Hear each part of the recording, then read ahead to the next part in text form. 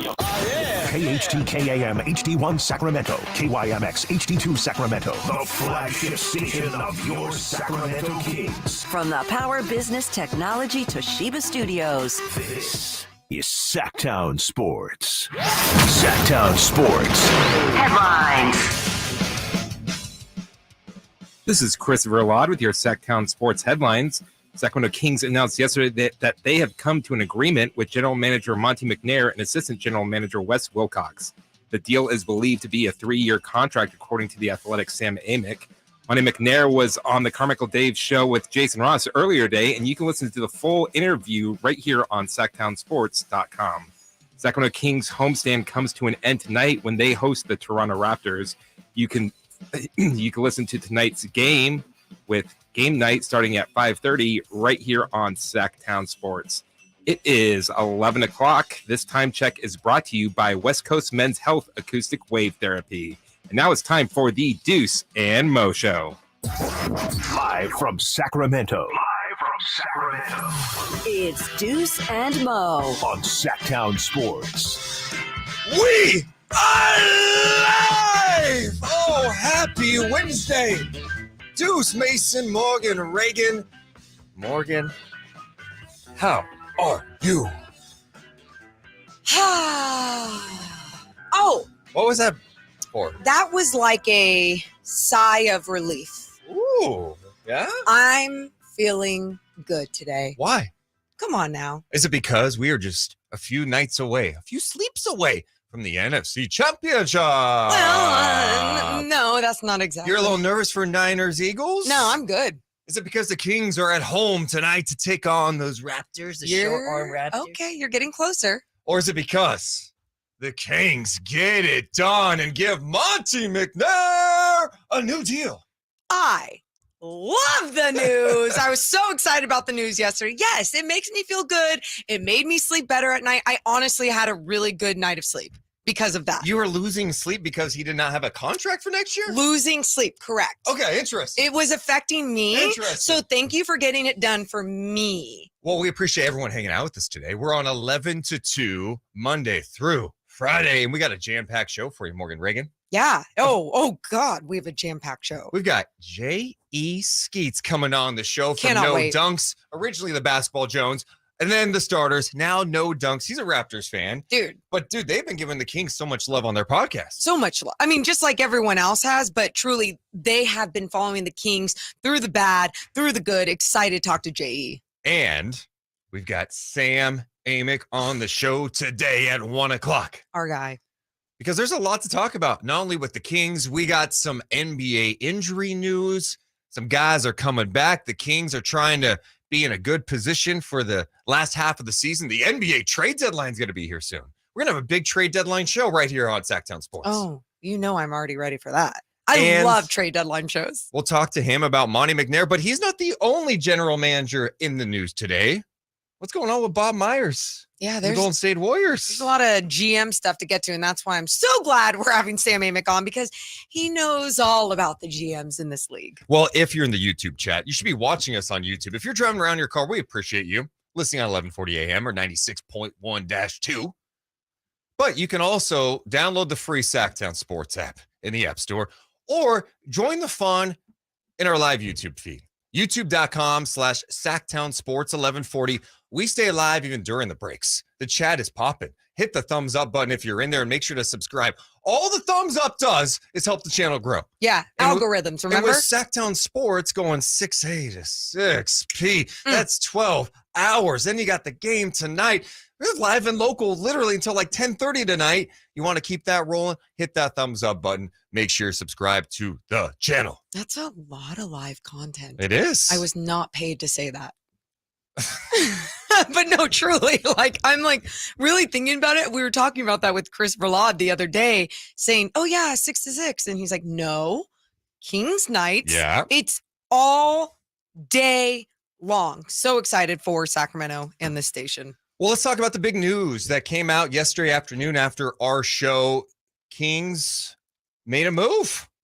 They gave Monte McNair a contract extension. His front office, he got a 3-year deal, and there's so much noise about this. I remember being at Media Day, and I'm asking Monte, I'm like, hey, what's going on with the contract, man? This is my what's favorite. what's happening? And he had a little fun with this. Like, why are people talking about my contract? How do they even know the contract details? He said, is this something that people are talking about on the internet? Yes, Monty. Yeah, breaking news. Yes, they are. They were concerned, right? And now with how well the Kings have started the season, we're 47 games in. They're in the final year of the deal. I think there was a sense of panic a little bit with the fan base, wondering, okay, what's going on? Morgan was over there losing sleep. Are they going to re-sign Monte McNair, or are we going to have chaos? Is it going to be a situation where they're searching around the NBA for a new general manager? Then you hire a new GM, then he's with a coach you didn't hire. That sounds like a recipe for disaster. They did not do that. And they bring back Monte McNair. He stays put. Wes Wilcox, the assistant GM, gets a new deal too. So this front office, who's been really busy the last few years, having the best year that they've had in a long, long time as an organization, they keep Monte McNair. What was your reaction to the news? My initial reaction when I saw Woj tweet it out was, why is this picture up of Monte McNair? It's like a sad photo of Monte in breaking news. And usually when Woj has something like that, you're thinking, oh God, did somebody get fired? But no, you read the fine lines and you saw that Monte McNair had the new deal. I got so excited. I said, let's talk about it right away. And Deuce, it was so fun being able to finally confirm this, talk about it with so many other Kings fans. But it's not only about Monte McNair. You saw everything that was going on with Wes Wilcox as well. And I just look at that team in that front office having some real basketball minds that deserve this extension, that deserve this type of love. It's really cool to see. Yeah, and I think there's some thought, like, why did they wait so long to do this? And I think there is something to the fact that they gave Vlade an extension to match up with Luke Walton, and it was off a year where they won 39 games. And it was like, oh, everything's going in the right direction, and then, of course, it all fell apart. So I'm sure there's maybe the Kings were a little hesitant, like, well, can we just see how this looks? Let's just see how the year starts before we commit to another general manager for 4 years. I think it had a lot to do with like previous mistakes. Yeah, and you're okay with that, right? Because I felt that way when at first the deal wasn't being made. I wasn't losing sleep over it right away. Yeah. I understood. I was like, yeah, you got to learn from your mistakes, and some of the mistakes that were made were signing people on for a lot of money that didn't really even prove a lot of things. And I think with this one, although it was obvious what we were seeing was becoming more and more success right in front of our eyes, it's still hard to put that pen to the paper or to put your money where your mouth is and what you're seeing and to make that type of commitment again. But that is why it's great to see that it actually did get done in 2023. Yeah. It's the biggest thing too is he deserved it. Like, even you deserve it. Yeah. He deserves it. He deserves That's it. what they're going to be chanting. Everybody clap your hands. Oh, yeah. Everybody clap your hands. I was going to say, hello, can you go? We should honestly do that anytime a new contract is signed in Sacramento. Yeah. Just that drop. Thank you, Chris. Dun, dun, dun, dun, dun. Anyway, no, look at the moves he's made. The most important move he made was finding the right head coach. Like, we can go over all the roster moves, and we'll do that today on the show. But, like, getting Mike Brown was the biggest move he has made as a general manager, finding the right coach. You know, he had Luke Walton. They kept him. Then he brought him back, which ended up being a mistake. Right. And then you're kind of have a wasted year last year. It all worked out because you found the right guy. You know, it came down to Jackson and Mike Brown. I don't know ultimately what made him pick Mike Brown, but he picked Mike Brown. And that was absolutely the right choice for the future of this team. And, you know, I think when Luke Walton remained head coach of the Sacramento Kings, everyone was like, okay, well, maybe he doesn't have all the pull in the world. And like, he's being told he has to do this. You and I talked about it. We go, well, it doesn't matter. That's going to be on your resume. Yeah. So if you don't push back, and what seems from a lot of the conversations that we've had with people with Mark Jackson and Mike Brown is that he really had to push for Mike Brown. And he probably pushed the limits on Mike Brown because he knew that that was the right choice. And my goodness, it really was the right choice. Probably his best move yet, because that is the move that set the foundation that has started a brand new culture in Sacramento that we talk about all the time. It starts from the top, trickling on down, and that's what Mike Brown brings. Yeah, in every front office, when they take over, they always talk about, we got to change the culture here, right? Coaches, we got to change the culture here. Yep. It's such a buzzword that's always thrown out. Yep. But doing it is another thing. And doing it is like, okay, we can talk about culture within our front office and the type of players we want, but you have to have the figurehead that's coaching these guys, that is bonding with these guys, holding these players accountable. And the Mike Brown hire was an absolute home run. The Kings are in a situation right now where I think they have a strong candidate for executive of the year in Monte McNair. Ooh. They have a really strong candidate for coach of the year in Mike Brown. You can't overstate what Mike Brown has meant for this team. Preaching the accountability, connecting with De'Aaron Fox, and tapping into something that I don't think anyone's been able to tap into with Fox. It's not like Monte McNair was like, you know what?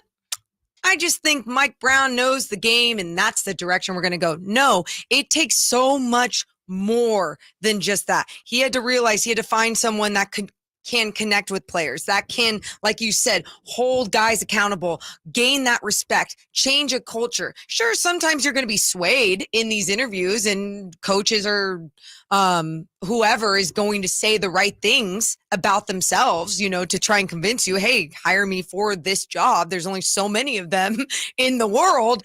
But at the same time, you got to be one of those, you have to be a people person. You have to be someone that understands genuine conversation, authentic humans. And I think what we're seeing more and more, Deuce, not only from the Mike Brown hire, but also from some of the moves he's made with players, you're starting to see he understands as a GM what's truly important to have as part of this team. The one thing we want to push on this show is to interact with us. Oh, the YouTube please. chat is a popping at youtube.com/Sactown Sports 1140. Go there and chat with other fans. We're going to engage with all of you. Also, if you want to be old school and pick up the phone and call somebody. Hello. Do you ever call anyone?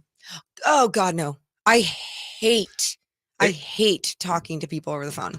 Okay, so I guess don't call Morgan here. Oh, no, I do. I like talking to my parents, though. I do. What about fans? Oh my God. Well, I was going to say, usually phone on our podcast, it's Discord. Okay, yeah. So it's like not technically a phone, but yeah, this doesn't feel like a phone call. So yes, this is good. Okay, so phone's good here. Well, people can call us. Yeah, because it doesn't feel like a phone. Yeah. So yeah, you can hit us up 1-800-920-1140, 339-1140, or 1-800-920-1140 if you want to talk about Monte McNair and the decision to bring him back on a 3-year extension. The poll question on the YouTube chat, by the way. Yeah. McNair gets a new deal with the Kings. How do you feel? The options. Oh, hell yes. I like it, but we'll see. Or too soon. Okay, what do we have? 92% of people say, oh, hell yes. Is that where you're at? Oh, come on. I said I was losing sleep. Of course that's where I'm at. The hell yeah. All right. We'll talk more about this move. It's all straight ahead. Deuce and Mo on Sactown Sports.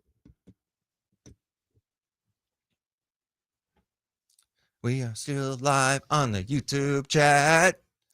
What's up, Jake? What's up, Manny is in the house. Scotty's here. What's up, Davion Fanatic? Justin, appreciate you. BCH Custom Cabinetry is in the building with Philip Morgan. Hi, Philip. What's up, DFW? What's up, Hi, Cole everybody. and Gilbert? Torch K's in the building. Hi, Deuce. I have a question. So, and this is just a technical question. Everyone gets to see the behind the scenes. yeah, but I have to actually ask Chris something. Can I No, toss to some McNair audio on the other side? Yeah. Okay. And you can play it or I can play it. Okay. Where's it at? Where's it at, man? It's in your folder. I have a folder? We have a folder? Oh my, Chris, can I just say, Chris has been Daily amazing Audio, Deuce and Mo, to us. Daily, oh my God. I text him before he's Okay, even in, I can play it. I'll toss to and he still is just so No, nice Chris to me. has been awesome so far. You're amazing. So far. Oh, so far. Yeah. I mean, actually, no, you're right. You're right. Morgan, No. It's been is a good not point. even. It's been 2 days and a segment. Yeah, and we The know. guy- We know what this guy's about. we do. Oh, you're smiling back Oh, there yeah, now? yeah. Yeah, you smile on, Chris.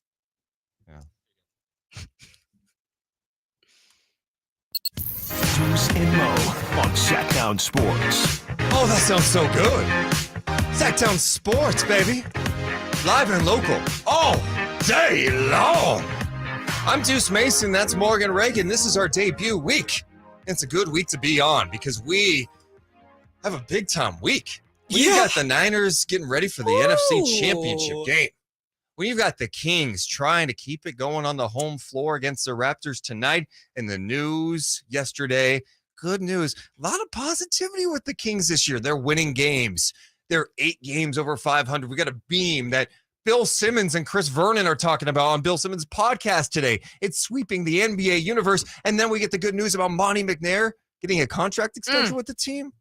What a time. That's what's wild right now. You can go to any national podcast. I was listening to Brian Windhorst, who had Mark Spears on this morning, and they were talking Kings. I mean, No Dunks yesterday was talking a lot of Kings. Like, everyone is talking Kings right now, and this is what happens when you win basketball. Yes, that's what happens when you win basketball. I was going to say games. Okay. I didn't finish my sentence. Can the Kings, when you win basketball! Can the Kings Can I win say- basketball today? Can I say I'm not looking forward to everyone talking about the Kings. I'm looking forward to the time when everybody hates the Kings because, like, oh man, they're winning again. Ooh. They're winning too much. That's a good point. Oh, I can't stand it what's with all weird? these fans talking all this trash. I don't think the Kings are ever going to be a heel team, though. They Why don't have not? any- they have baby faces everywhere. Right Who- now they do. Okay, who on the team is going to have a heel turn? Hold on, let me think. Yeah. What, Keegan Murray out of there? Oh, my God. That Keegan, would be- you sick son of a... You guys, No. if Keegan Murray had just an epic heel turn Oh, like all of a sudden he's knocking down threes and he's then just talking flipping everyone off. Well, I wasn't going to go that far. Well, I was going to go that's with heel. like a just, jaw jacking a little bit. Well, no, we're going that far. We're going that far. See, now that I'm thinking about it, remember my talk, I still think it should be a lever for the beam. Yeah. Imagine like a King, like they're on a run. There's 3 minutes left, hits the 3, running back, and he does the lever. Just like, We're lighting the beam now. It's early. Oh my God. Yeah. Wait, we need a heel. Pro sports needs to be more like wrestling. That's the reality. Oh, is that okay? Hey, you can hit us up anytime, by the way, on the YouTube chat, youtube.com/SactownSports1140. Monte McNair gets his new contract extension with the Kings. He's in the final year of his deal. Are they going to keep him around? Well, they got the deal done. Woj was first reported. The Kings confirm it. They put out a release. And Monte McNair was on with Dave and Jason today Yeah. talking about the new deal. Morgan Reagan. It's a good chat. And Monte McNair says, man, I'm just enjoying the season. Yeah, and I think I always say when one person gets voted as executive of the year, it's really a commendation of the group, and we're just happy to be mentioned in the breath of some of those other teams around the league. But yeah, we've all had a bit of a vision. You never know exactly which way it'll go, and I think it's been really cool to see the success that the team has had so far. The fans just enjoying it. And look, in the NBA, 29 teams end up without a championship. But there's a lot of other successes along the way. I'm happy that the fans are enjoying this. And we are too. There's a lot of positives. And I think it's a validation of so far of some of the moves we've made, but also that we feel like we can continue to build on this, that we have a long way to go, and that we hope that we can continue to grow this team together and build towards something bigger and better. That's a perfect mindset, by the way. You can enjoy it. And I know some people don't. Thank We had a you. guy calling yesterday go, yeah, I don't know. I'm not ready yet. I'm not going to enjoy it until it's actually here. It wasn't that aggressive. Oh, it came across very aggressive to me. He was super sweet. No. He wasn't enjoying it. He was didn't like asking. our He excitement was- about it. He was expressing himself that he's scared. All I'm saying is just enjoy the ride. Enjoy the come up. Every Enjoy second of and it, it's going though. to get bumpy. They could go a little That's bump. life. Yeah, you might get a flat tire tonight. You may lose, but it's not the end of the world No. either.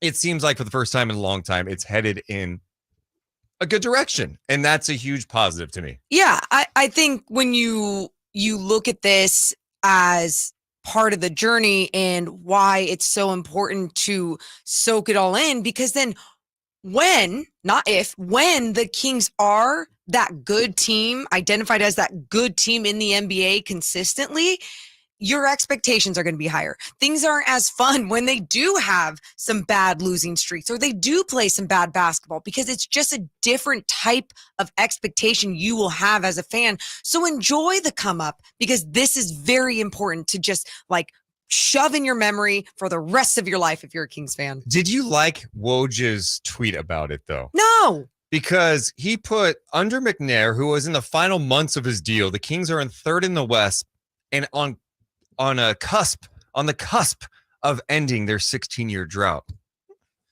I mean, yeah, we hope so. And then he says, Kings are working to finalize a new deal with Wes Wilcox, which they did. McNair and Wilcox have worked closely together in reshaping the organization into a Western Conference contender. Why does that bother you? Because it's like, it's an over-the-top praise a little bit. Too much for you? They're the number 3 seed, and we're all enjoying the moment. Are they a contender to come out of the West this year? No. Yeah, and it's like, okay. You guys, like, I don't think any Kings fan actually thinks that. I know. I think there's people that think that. You really think there are some Kings fans who think that they're a contender this year? 100%, Deuce. Yeah, that's fandom. But no, that's not me. Yeah. Well, I would think that they've got a better chance in the West than if they're in the East. Well, yeah.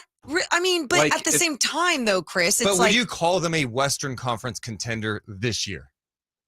No. But I won't say that it's hesitated. Like it won't. I'm not saying like it's 0%. Like if something happens, and things. What? Yeah. See, if Chris is saying that, and he's like what a percentage chance of coming out of the West? 6%. Too much. Yeah. Too much. Yeah. It's like I don't want to wish this on anybody, but let's say Jokic gets hurt. Okay.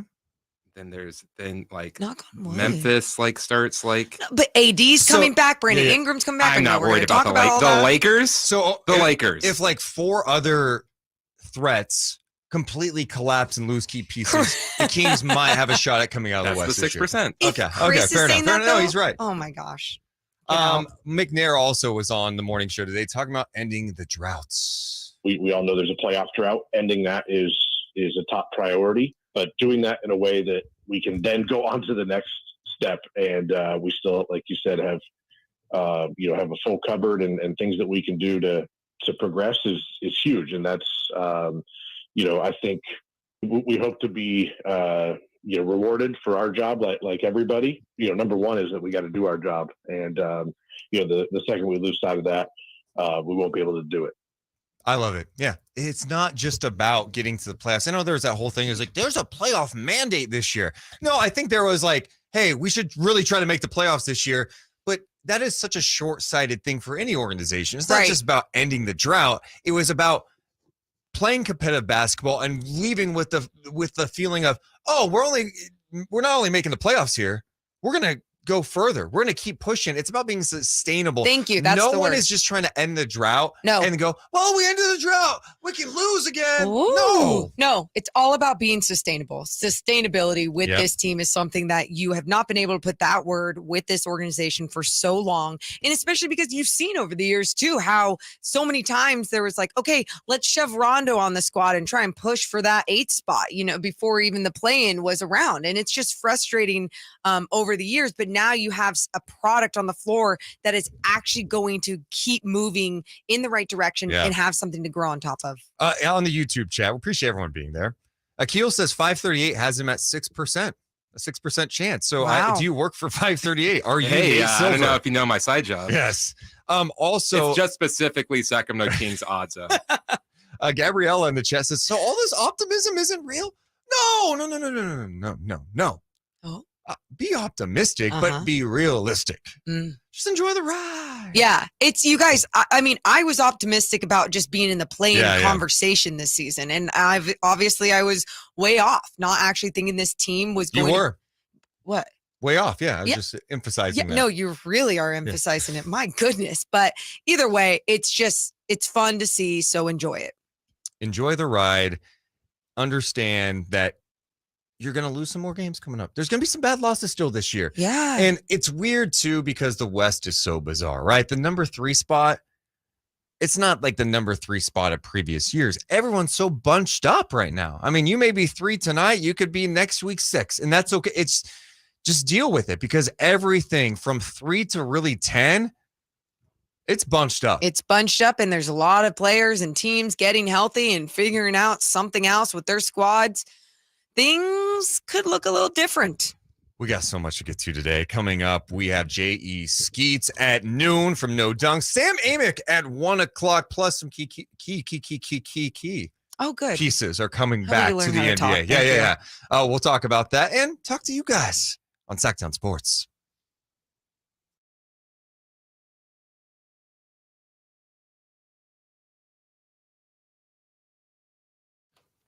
Hi, Deuce Mason. Hi. Yeah. What time should I tell JE to actually click the link? 11:59. Yeah, just right beforehand, I think. Yeah. Right before Free from Aggie. It's tighter than Mama's leather pants. Mark Jones. That's funny.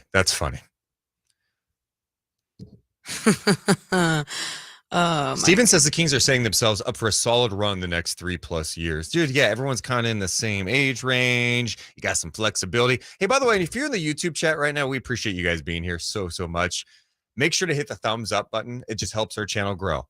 Let's keep that rolling in. Let's keep the momentum going. And make sure to subscribe to this channel so you know when shows are live all day long on Sactown Sports. Who else we got in there? Tony says 4.5 games separate 3rd from 11. That's scary. Yeah, dude. Yeah, it is. The West is nuts, man. When are we talking about the healthy guys? I'm just like truly, that was probably one of my things in the off season. It was just, okay, what is the Western Conference going to look like? And we knew that injury. I mean, look at Kawhi Leonard right now. He is playing amazing, right? And just being something.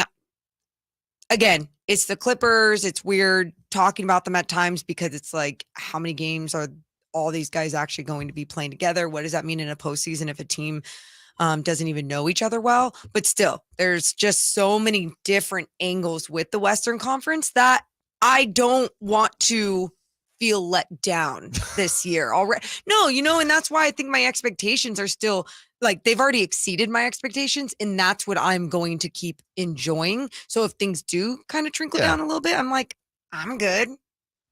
Are you good? Because I'm good. I'm good. I'm good. Yes, I am good. I was asking the chat.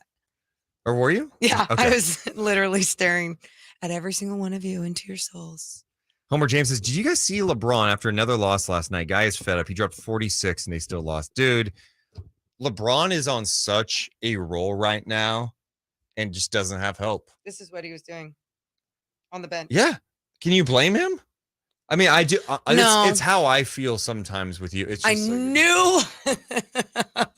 Really? What take did I have today that you felt that about? We're not there yet. It's the first quarter. Because we're only 27 minutes It's a close in. game still. First game. First quarter. You're awful. You're an awful human. Oh, God. But LeBron has some good news coming up, Yeah. If AD's coming on. AD, Rui, I was going to say. Savior Rui Hachimura. Yeah. Savior. No, but I think with Rui, too, I think sometimes people are like, where's the fit going to be? And it's not about the fit with the Lakers right now. It's about how can you make this team better right now. And these are the tweaks you got to make. Don't have too many choices. Also, shout out our buddy Scott Freshour, Kings MC. So happy for you, Fresh. He was selected by the NBA to host events at NBA All-Star Weekend Salt Lake City. The 8th time, by the way, he's participated in All-Star Weekend. Go. Great guy, too, dude. Yeah. I know a lot of Kings fans who go to games know him. Just know he's a great guy, too. Sactown Sports. Headlines. I am Chris Verlod with your Sactown Sports headlines. Sacramento Kings announced yesterday that they have come to an agreement with General Manager Monte McNair and Assistant General Manager Wes Wilcox. The deal is believed to be a 3-year contract, according to the Athletic Sam Amick. Monte McNair was on the Carmichael Dave Show with Jason Ross earlier today, and you can listen to the full interview on SactownSports.com. Sacramento Kings homestand comes to an end tonight when they host the Toronto Raptors. Following tonight's game, the Kings will go on a 7-game road trip. You can listen to the game starting with game night at 5:30 right here on Sactown Sports. It's 11:28. The time check is brought to you by West Coast Men's Health Acoustic Wave Therapy. Now it's more of the Deuce and Mo Show.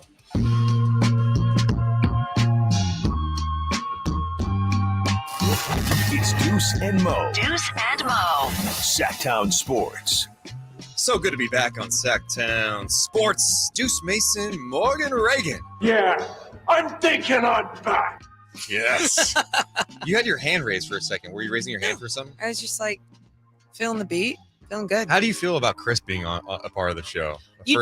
First few days. Yeah, I'll say this. I think Chris has done a fantastic job working his butt off and everything. And I think he's amazing at almost everything he does. But I think he's a fraud. I think he is a big old fraud. And thank you. And if you would like to know why you are Can I say one thing? Yeah, say it. I do agree with you. Yeah! I do. Yep. And I'm glad you're going here because I don't want to have to bring it up. But you're right. Because on his updates, I'm such a nice guy. I'm Chris Verladen. We got the Kings and Raptors coming up. Just know he is an ass. Yep. He is not Thank nice you. most of the No. time. He's over there laughing at us, finding any type of mistake we make so he can repurpose it later and hold it against us. 100. He tries to act like the nice guy, but in his updates, I'm nice. And not Kings only Raptors that, tonight. Yes, Chris, yes. fraud, Verlad. Yes. He during his updates tries to act like he's so quiet and sweet. No, he is a loud human being. Honestly, one of the loudest people you've ever met. Piercing, like ear bleeding When loud. he laughs, yes. Oh my God. You've literally never met my family, so. Well, and my I'm question quiet. is, Chris, we're being our true, authentic selves on this show. So when are we going to get the real Chris Verlad in some of these updates, huh? You can't be like. It's Yes, the you Deuce can. and Mo Yes, you show. can. Yes, you Yes, you- can. Wait, who's our boss right now? The boss Creative isn't even- freedom, baby. Our boss isn't even new boss even here. He's driving from Atlanta. What's he gonna Hi, do? Brian. Yeah. So what you got to say to that, fraud? I will continue being a fraud. Okay. All What? right. No, No. that's fair. Okay. Wait, if I take my acceptability of a fraud, does that mean I'm no longer a fraud? No. You're still a fraud. I mean, Yeah. you're just admitting to it, which is fine. Yeah. You can do that. It's like, yeah, you're guilty. Hey, Guilty as charged. Morgan, we talk so much about the Western Conference and how like fragile it is. The Kings are in the number 3 spot right now. Right behind them, the Pelicans. Pelicans getting a key guy back. Brandon Ingram is coming back after dealing with the toe injury, and he's only played 15 games this year. This is why I get nervous about a team like the Pelicans because they've got depth. They play hard. They've been without BI and Zion for large stretches this year, and they're still kind of hanging tough in the NBA's Western Conference. Zion still probably at least a couple of weeks away from coming back after he's dealing with an injury. Brandon Ingram's only played 15 games this season. Are you scared of the Pellies? Yes, absolutely. I think you saw what they were able to accomplish last season. You know what scares me? Their will. It's not even like, obviously we see the talent that is surrounded with this team, but it's their will to win. And I think they just have a lot of different key guys. Obviously we even know what CJ is capable of just as a guy in postseason basketball and as a leader and as a vet. But then you add someone like BI who has that length and the ability to shoot over people in that mid-range game, just at an entirely different elite level than most of the league, almost Kevin Durant-like level. That stuff, those individuals like that around the league, it gets scary, and it's scary that he's in the Western Conference. I think that's the only question I have about the Pelicans. Are they going to stay healthy? You know, and I know it's like so easy. Well, or any team's going to stay healthy. But when you have players like Ingram and Zion, who seemingly are prone to being injured. Yeah. That's the biggest question, because if those guys are right, you would think that would blend great together. But it's like they were playing without Brandon Ingram for so long, right? And it was Zion, CJ doing their thing. They had a good thing going. Then Zion goes down. It's CJ kind of run the show by himself. It makes life a little more challenging. those guys have to all come back and build some chemistry. They do. And I know we were talking about that a little bit during the break on the YouTube stream about the Clippers and having Kawhi Leonard back and the way that they have to always play together. And it's like, okay, what are they going to be in the postseason? Well, we're over halfway through the season, and the Pelicans are starting to get their guys back. They've already been able to hold their own in the Western Conference, surprisingly. I mean, again, everything's mashed up together. So like a lot of teams are holding their own, if you want to say it like that. And it's not as hard to find your chemistry when these guys aren't just like ball stoppers. BI can create. BI can collapse defenses. Zion, when he's obviously back, what a freak of nature he is. So it's not like you're adding guys that are like, oh, ball dominant. They're going to be the ones that are changing the entire offense. No, I feel like it's going to be one of those things. They'll be able to find their groove fast. Anthony Davis back tonight too. Ugh, I know. That stinks. That stinks for the Western Conference. Okay, it's good for him. Oh, yeah. No, wait. I'm sorry. Were you hoping he was going to stay injured forever? You wish that upon him? No. I'm honestly very happy for him. Let me state that first. I'm saying for the Western Conference, that stinks. And because you just look what he adds to the Los Angeles Lakers, especially when it comes to the defensive end, Deuce, it makes them an entirely different team. Before the injury, he was playing. People were like, hey, is he in the MVP conversation? Right. He was playing some high-level basketball. But it's the same thing we just talked about with Brandon Ingram and Zion. It's like, okay, like if healthy, it could be great, but he has not proven he could stay healthy. Yeah, and I think with AD, it's more of that is his identity, right? It's like when healthy, AD is just like MVP caliber player. Okay, I mean, how many times too? And this isn't only Anthony Davis. Joel Embiid does this as well. I hate when high level players do this, but probably because they're 100 feet tall, that when they hit the ground, and they do it a lot during a game, they're out of that next possession, right? It leaves your team 4-on-5 in whatever possession it may be. And we see that so many times with Anthony Davis as well. I think he's gotten a little better and better with that as he was doing well before his last injury. But now I think for him, it's all about just fighting through it. If you fracture your thumb, be like Sabonis, fight through it, you know? Okay. Yeah, that's easy for you to say. I mean, you're not inside his body. What is that? What was that? I totally thought it was like, oh, is this a drop? What's this funny bit? The timing was a drop. Yeah. No, it was Kyle in the back. He was editing sound and it came over. We got it. You were good. Do you? All right, let's check in with Danny. What is up, Danny? What's going on, guys? I just wanted to call and first of all, I wanted to welcome you guys back. You guys are just like, I've been following you guys for the longest time. Dave, you came into my garage a long time ago. You guys are just a Sacramento icon. And we just love hearing you. For all the whole fan base just absolutely adores you guys. And we just want to welcome you guys back. You guys are just so awesome. Danny, but, what a week here in Sacramento. What a week we've had. The Kings are on this roll. Everybody's talking about how to be optimistic. And you guys said it perfect. We just need to ride this wave, man. Like the excitement is back in Sacramento. And it's been so long. And by signing Monte McNair, I think that's just one of the best decisions they could have made. He cares so much about this team, the fan base, the city. Everybody here is so excited from an old school fan, and we're just rocking and we're just riding it. And I just want to welcome you guys back. Danny, you're the man. I appreciate you saying that. Appreciate the kind words, man. Thank you so much. So much. There's Danny checking in. That was so nice. Oh, it was so nice. But like just him at the beginning going, yeah, Deuce came inside my garage once. People are going, what the hell does that mean? I am very curious what that means. When he said that, I remembered, right? So I used to work on Good Day Sacramento as a reporter. Oh. He's a huge Kings fan that like his whole garage had Kings stuff everywhere. Whoa. So I went to his garage to look at it for a TV segment. I didn't just drive by his garage like, I'm going inside this guy's garage. What's up, Danny?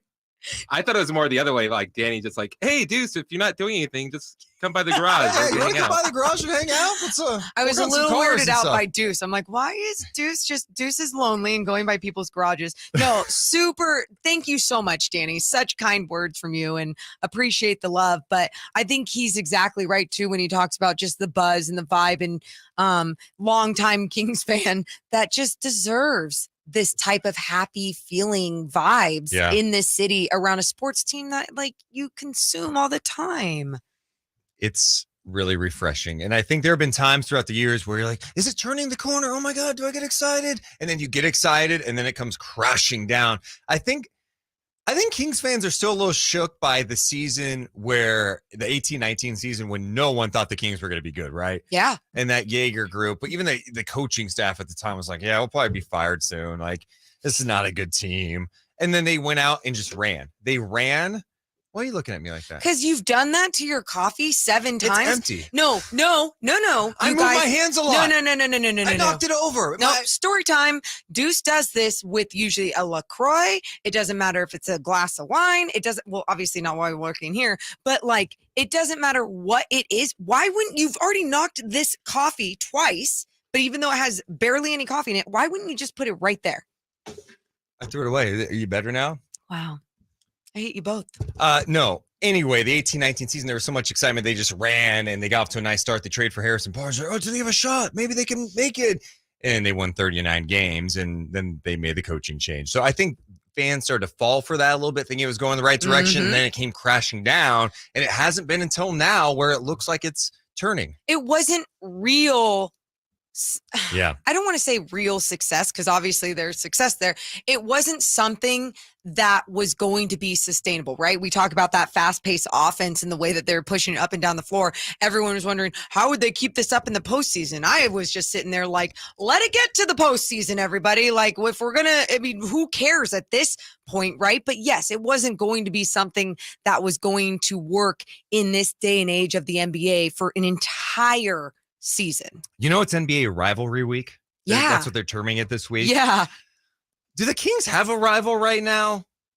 Let's talk about that when we come back. Deuce and Mo on Sactown Sports. YouTube chat. Deuce should visit the guy's garage again. Why not? That was super sweet of him. Fun. So nice. Joe says this season's way more sustainable than 18-19. Just don't trade anybody. Yeah, I mean, it's gonna be interesting because I know there's a portion that like, go swing for something. I want to make a big trade. I think you got to be careful making a big trade right now, to be honest. I love that. Joel and Tony in the chat. Kings versus the refs is the greatest rival. What? That's actually a really good one. Yeah, it was. But you want to get your point and go. No, what, I was going to ask because whenever the Kings were bad, there's so many times like, got to make a trade. You got to make a move. You know, it's really hard to make a whole bunch of trades when your team is bad. Everyone's value is a little bit lower and everything. But now that the Kings are really good, people are like, whoa, don't mess it up. Don't make a trade. But you also do want to look for something to keep building on top of. Now, I'm not acting like I know what that trade should be. I love this team. I don't want to break it up. But I do want to break this up for a second. I have to tinker. You keep this going. You keep talking. Thank you. And people talk to me because I'm curious what you think about this. And I think we get in these bubbles. Thank you. You're a good teammate. We get in these bubbles. And I think we need to make sure to be thinking about how we can keep building on the good. And I think what Monte McNair did a great job of was seeing the value in Tyrese Halliburton and understanding we have to trade good for good. So how are we going to do this? Now, turned out even better than I think any of us even imagined because it helped elevate who was supposed to be the star player, De'Aaron Fox, to a whole nother level as well by getting Domas Sabonis here, right? So again, it's one of those things where I think you can't be mad if a move is made, but if it doesn't work, and it breaks things up and the vibes are different and the beam's a little bit dimmer, yeah, things wouldn't be as fun. There he is. Do you wash your hands? Nope. He's kidding. Dear God, I hope he's kidding. Nick Cattles would not be okay with this. Kevy. I like Kevy. Kings have gone so good, relevant, so fast. No one could have ever predicted this. I say we let it ride. Keep an eye out for value deals. And that's true, too. You look in the offseason and things are going to be cheaper, right? So I see let it ride. Keep your team together and then kind of make those changes then. Hey, YouTube chat, we appreciate you guys being here. Make sure to hit that thumbs up button. Make sure you're subscribed to this channel. Let's see if subs have gone up today. Let's see. Yes, they have. They have. Let's keep it rolling. I love it. That's amazing. Keep dude. this growing. Thank you, guys. And make sure you spread the word, man. We got JE Skeets coming up at noon from No Dunks. Talk some Kings, Raptors, some Kings, some NBA. We'll bounce around with him. And we have Sam Amick from The Athletic coming up at 1. Super excited for both these guys. Let's see. I love it. Someone said, even because it's rivalry week, they said, I have a grudge against the Warriors for making way too many Sacramento native Warriors fans. Yeah. But I mean, dude, Steph Curry was going to do that to children across the world, right? He did. I mean, it's amazing what a star player like that, the influence that they can have on our youth. I'm really glad he's a really good guy.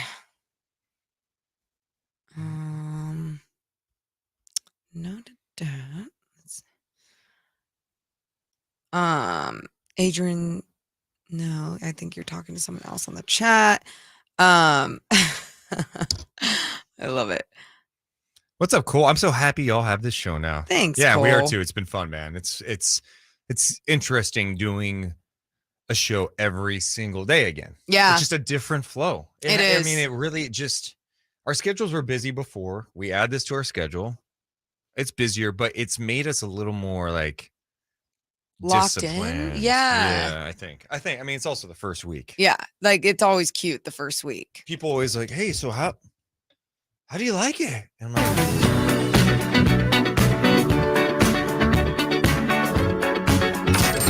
Live and local. It's Deuce and Mo. Watch the show now on youtube.com/Sactown Sports 1140. Or listen for free on the Sactown Sports app. oh, you hear that? Yeah. This is not a radio show. What?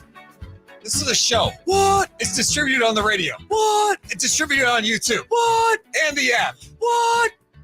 It's 2023. We're everywhere. So if you're driving around your car right now, we appreciate you listening live and local all day long on Sactown Sports 1140. But when you get to the office, make sure you get the app going or put us on your YouTube feed. You know, even if you can't totally like focus in on it, have us on in the background. Hey, you know what's funny? YouTube.com/Sactown Sports 1140. Anytime I do a wrestling reference, I feel like I look over at Chris for approval.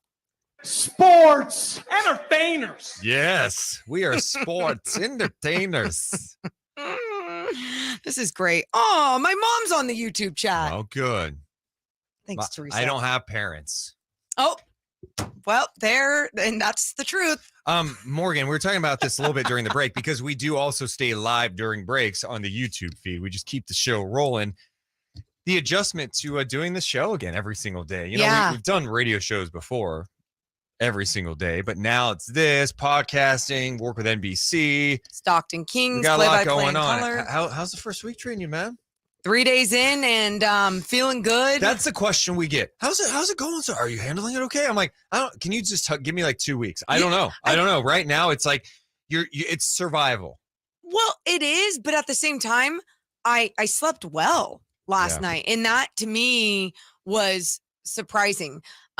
Because there's times when it's like NBC and the night chat and so many different things that we're doing where it's like, whoa, I feel this like hangover of tiredness. And right now I feel really good. I feel locked in. It's been really fun talking with all of you guys literally all day long. And then at Kings games, we all see each other too. So I just feel like I'm hanging out with my friends all day, every day. A major concern in the YouTube chat from Aaron, are the dogs still getting their walks? And dude, Carlin and Bojack are getting more attention than ever. And I think that's kind of been the biggest difference, to be honest, is like, it's just made me a little more focused with my time. It's like, I have to be super disciplined. Like I can't kind of like go with the flow a little bit. Yeah. It's like, no, from this time to this time, it's show prep. From this time to this time, it's this.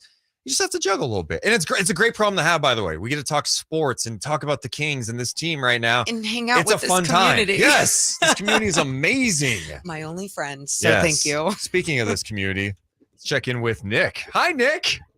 Hi, Deuce and Morgan. How are you doing today? Good, we are so good. What's up, man? So we play tonight, and we're playing Toronto tonight, and we're gonna have to play strong tonight. We're gonna have to win this game tonight. You look at Toronto; they're 21. They're 21.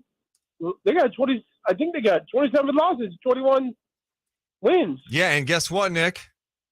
What? They're gonna get 28 losses tonight. Hey, the Kings gonna say, fire the laser. Fire the laser! Yes, that's what's going to happen. Hey, why not like the beam? Why not like the beam? Good job, Nick. All right, sleep beams. Hey, I'll be at the game tonight, so it's not sleep beams, but, the Kings are going to light the beam tonight, and we're going to have a good night chat tonight. Yes, we are, Thanks, Nick. Nick. All right, Nick, we'll talk to you soon. All right, Deuce and Mo. I'll see you tonight, Deuce. You better buy me a pizza. I love Nick that guy. tries to get me to buy him pizza all the time. Before the last break on the radio side, we kept this going on YouTube a little bit. NBA rivalry week is tonight. All right. Well, it's this week. Last night you had Clippers, Lakers. That's a rivalry, I guess, because they're in LA. Tonight, Sixers, Nets. Is it a rivalry just because like Ben Simmons used to be on the Sixers? Okay, it doesn't do it for you. No. And then the nightcap, you've got Grizzlies, Warriors. Draymond said he doesn't think it's a rivalry. But then he goes on to list every reason why it would be a rivalry. Like, oh, we get up for games, they get up for games. It's like, well, that's a rivalry. I guess my question for you is, do the Kings have a rival right now? And I think the easy answer for some would be, it's the Lakers. Yeah, I hear what you're saying. And I think as Kings fans, you're always into like taking on the Lakers. I'm going from a player perspective, like the current team right now. Is there a matchup you go, oh, this is a rival? No. And I think that's, I don't see it a lot around the league. But I will say this, and this doesn't mean that it's a rival. I think right now, because they are the most hated team in the NBA, when anyone's playing the Memphis Grizzlies, there's something different you feel going into that game. Yeah. There's something else that like makes you want to beat the hell out of them. And it's always going to be a tough one, even if you are the team that the odds are not in your favor. But at the same time, with the Memphis Grizzlies right now, there's something just fun about beating them. I do think that you could see one develop this year because I think it means matter. Yeah, it matters more when you're winning games. Sure. How do you have a rival when you're a losing team? Right. You could talk about, oh, we get up for playing, the marquee games, or if we're lucky enough to be on national TV.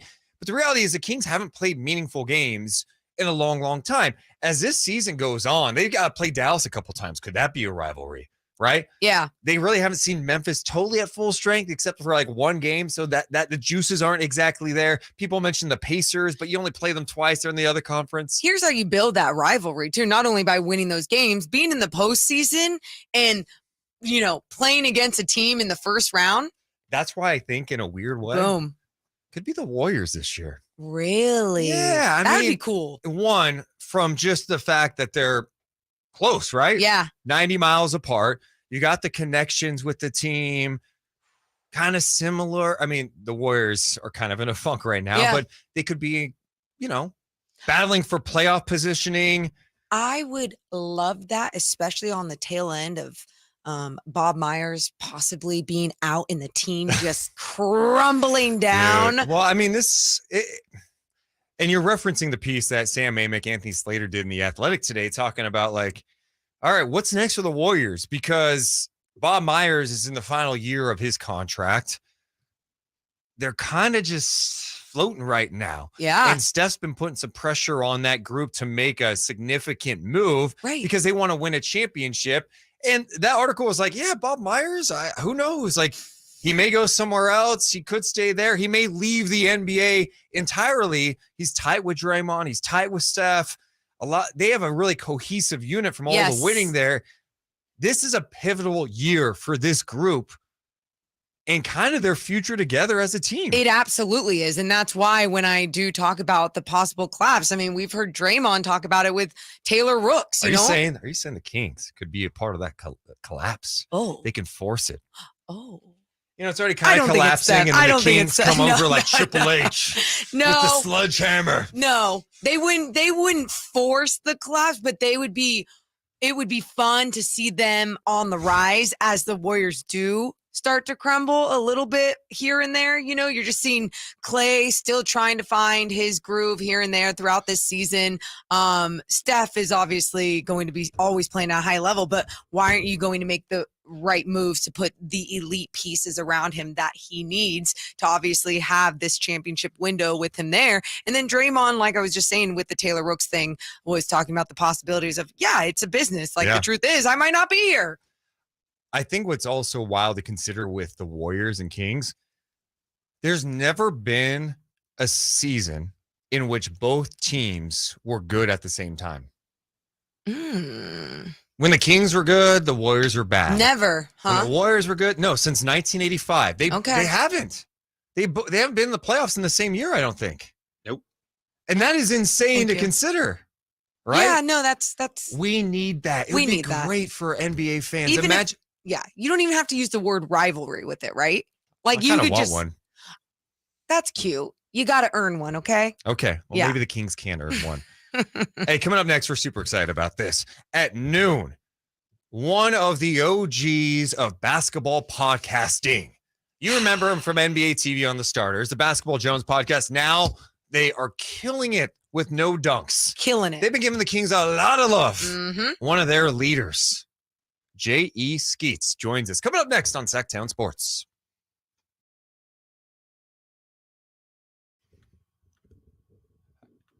And we're going to do video. I think we're going to try to do video this time, right? Like that's the hope. So just a warning to the chat. We're still ironing out kinks here at Sactown Sports. We want to do video interviews because it's 2023, knock, knock. We do them at home. Yeah. No problem. We want to be able to do them here. The first day we did them, there were some tech issues with the sound and stuff. So I'm just asking the chat, just be patient as we try to iron out the kinks. Please and thank you. We really appreciate you guys. Let me put on JE Skeets. JE Skeets joins us now. Ding, ding, ding, ding, ding, ding, ding, ding. Dude, so cool. He's like seriously such a huge reason why Deuce and I are doing what we're doing. Oh like, yeah, for sure. We used to just watch that and go, oh yeah, we want to do that one day. Look how cool and laid back these guys are talking hoops. Adrian in the chat says we need some dogs. You can't have a rival without dogs.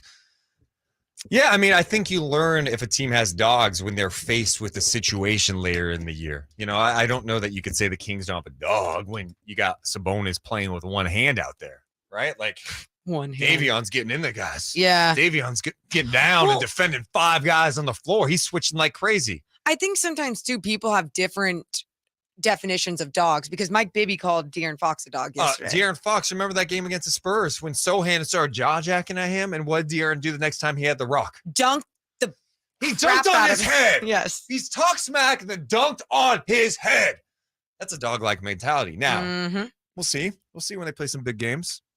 Hey, man, we're in crunch time of the season, right? We're learning a lot coming up here in the next, 34 games?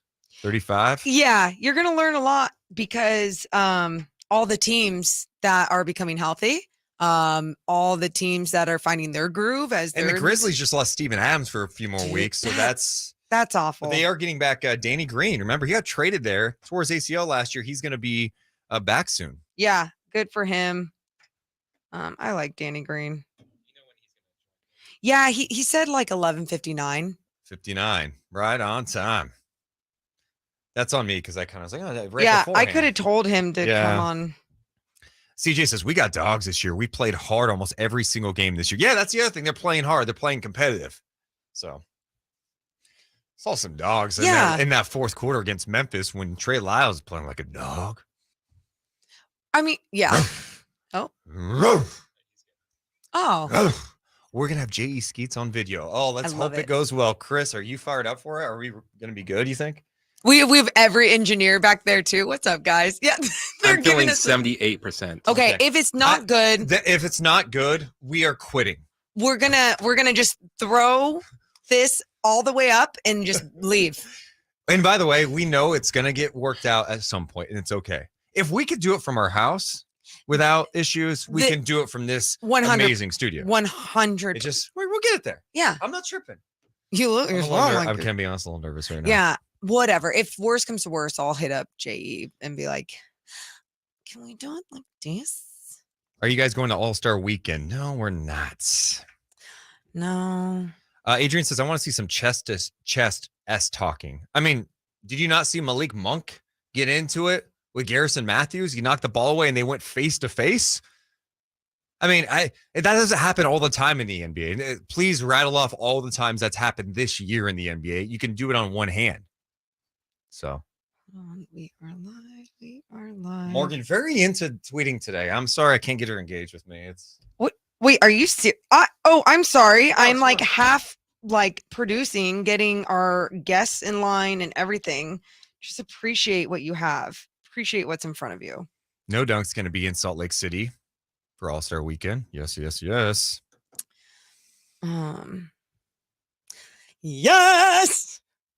I have the nerves of oh, please work audio. And you know what though? We dealt with it the first day. You just take your headphones off and we'll figure it out. Yeah.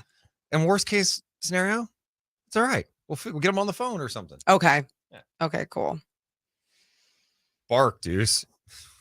Okay. Is this where we're at? We just tell Deuce, go bark. All right, stand by. Sactown Sports. Headlines.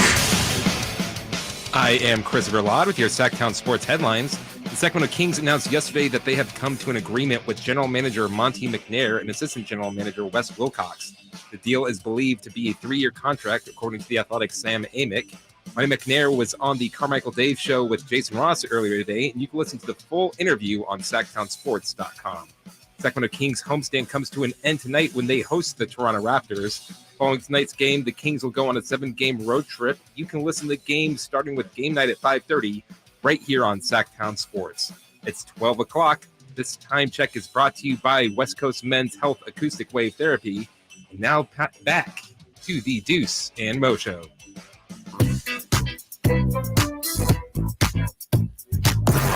It's Deuce and Mo. Deuce and Mo on Sactown Sports. No, that's not a mistake. Or maybe it could be. I don't know. Deuce and Mo, we are back on Sactown Sports. What a time to be back on Sactown Sports. Our debut week. First week of shows, and it is feeling good. We are ready to go because the Kings are playing winning basketball for the first time in a long time. That just makes our lives a lot better. It feels good. We're excited about a beam that shoots through the sky. And we're more excited right now to bring on someone who's one of the OG of basketball podcasting. I mean, one of the best guys ever. You know him from back in the day with the Stars, Basketball Jones, but how about now with No Dunks? They are killing it on YouTube, and they begin giving a lot of love to Sacramento Kings for good reason. Yes, they have. Let's welcome him into the show for the very first time on the radio and this new opportunity. JE Skeets! What's up, Yes. Woo! Can you guys hear me? Fingers crossed. This Yeah, we can. Can you hear us? I can hear you perfectly. Sounds Congratulations. good. Congratulations on the Good. new show here, and congratulations on hopefully successfully pulling off bringing somebody on the air with you. Yes. No, this Yes. is a big deal. This is a big, Monday was a little bit chaotic. Well, we appreciate you being here, man. We got Kings Raptors tonight. Of course, you're a Raptors fan. We'll get to that. But dude, I'm eager to get your perspective. Of course, you guys watch basketball like all the time. I know you've been keeping an eye on what's happening in Sacramento. Are you surprised by what you've seen from the Kings this season? I guess it's fair to say I'm a little surprised that they're the 3rd seed in the Western Conference. We in the preseason on No Dunks, a part of the Athletic Network, were high on the Kings. I loved the moves of getting Herter, bringing in Monk, like adding some shooting around Fox and Sabonis. You know, the idea that Mike Brown could maybe help the defense. Like you saw the promise there. But even I'll admit, I didn't see 3rd seed right now in the Western Conference. But we're loving it. I mean, they're also such a fun team to watch. Which, helps, especially as someone who lives on the East Coast, to stay up and watch those West Coast games or to catch those highlights. They need to be entertaining, and it helps when they can win some games. So then you've obviously, over these last couple of years, have seen so much of De'Aaron Fox. And I think you are one of the De'Aaron Fox truthers along with us, I believe. What have you seen from his game that has taken him to just another level? Yes, I have always been a De'Aaron Fox truther. Proud to say that. For some reason, despite being Canadian and going to school in Canada, I do like a lot of the Kentucky guys. Big Booker fan, sort of before he, popped off. Jamal Murray, he's Canadian, that makes sense, and Fox right there.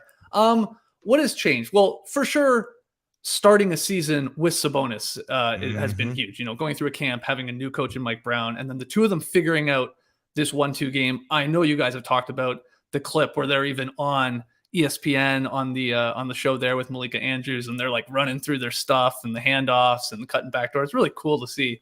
So he's got another star player that's a front court player that you can operate through. And I think he's just done a great job of it's by no means my turn, your turn, but there's a lot of trust between these two superstars.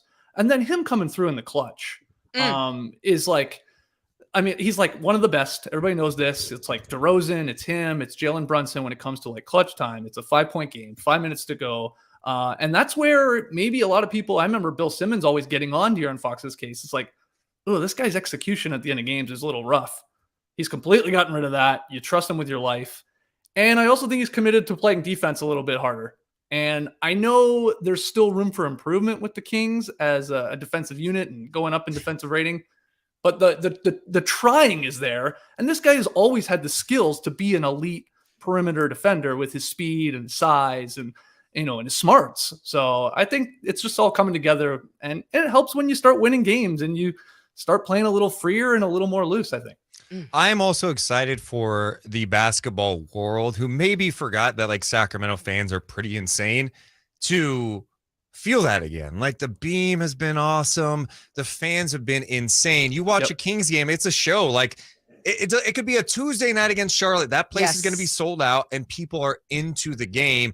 There's just certain markets around the NBA who just, it's more than just an event. You go to some places, it's it's just, it's a fun thing for people to do. Sure. They just hang out, maybe not into the game. Kings fans are into the game, and I think that adds to it too. Oh, absolutely. I mean, look, they're desperate for a winning product, and it sure helps if the team is fun to watch too. And a lot of these guys on the team are fun to root for and cheer for. I was thinking about this before I jumped on with you guys. I sort of see a lot of similarities to when the Raptors launched their "We the North" slogan back in 2013, 14. I remember the Raptors rolled that out in February of that year, and it sort of came out of nowhere, and then people latched onto it. Teams started winning. Raps hadn't made the playoffs in 5 or 6 seasons. So it had been a bit of a drought. I know nothing compared to Kings fans, but it had been a drought. And it just exploded. And that became, and they still run with We the North. And that's the hashtag. And they're selling the merch. And it just becomes this rallying cry. Light the beam.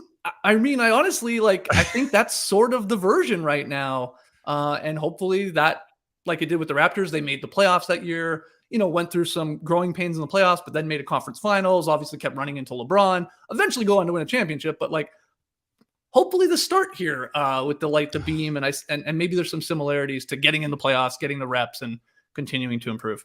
You understand out of all people the importance of the community and the community rallying behind something that makes sense, that gets people going. And that's what's been so crazy about this light beam. It was organic, it was fun. And then you had Kevin Huerter coming out and being like, "We the beam team" or #beam team, and so everyone's coming around it. What I'll ask you about that then, did you notice the players rallying behind that back with the Raptors as well, We the North, or was it just the fans and everyone else? Because what we're seeing here in Sacramento is truly the players in this entire organization has also really bought into the beam team. Yeah, I think that it goes hand in hand, right? I do think the fans sort of drive the players. As much as we say, it's just a business, they just do it for the paycheck. That's not true. When there's energy in the building, when there is obviously support. And this is the Kings. I want to make this very clear.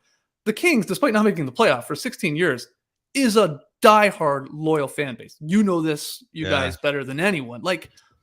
That it just wouldn't. I'm trying to think of other cities and teams if they had this futility. Is there really the support there? I mean, I doubt it. I doubt it in a lot of places. So credit to Kings fans for still. I don't know if sticking that's a with good this team. thing that you just kind of accept it. And you're just like, yeah, we suck, but hey, we still go to games because it's all we have, man. You know? Yeah. I mean, maybe it's a part of it. But anyway, that rallying cry, that support, I think it then does drive the players. And the Kings, I don't want to speak for these players, but I'm sure that they would love to be a part of the team that snaps that streak. One of the worst playoff droughts across all sports. Of course you want to be that. And, again, I see the similarities. I remember that was around when Lowry came to the Raptors. He was there a year or two before that. And Elvin Williams, who had played on the previously sort of talented Raptors team, is you make this playoffs. If you get this team in the playoffs, you're going to be a hero in this city. You'll never have to buy a beer again.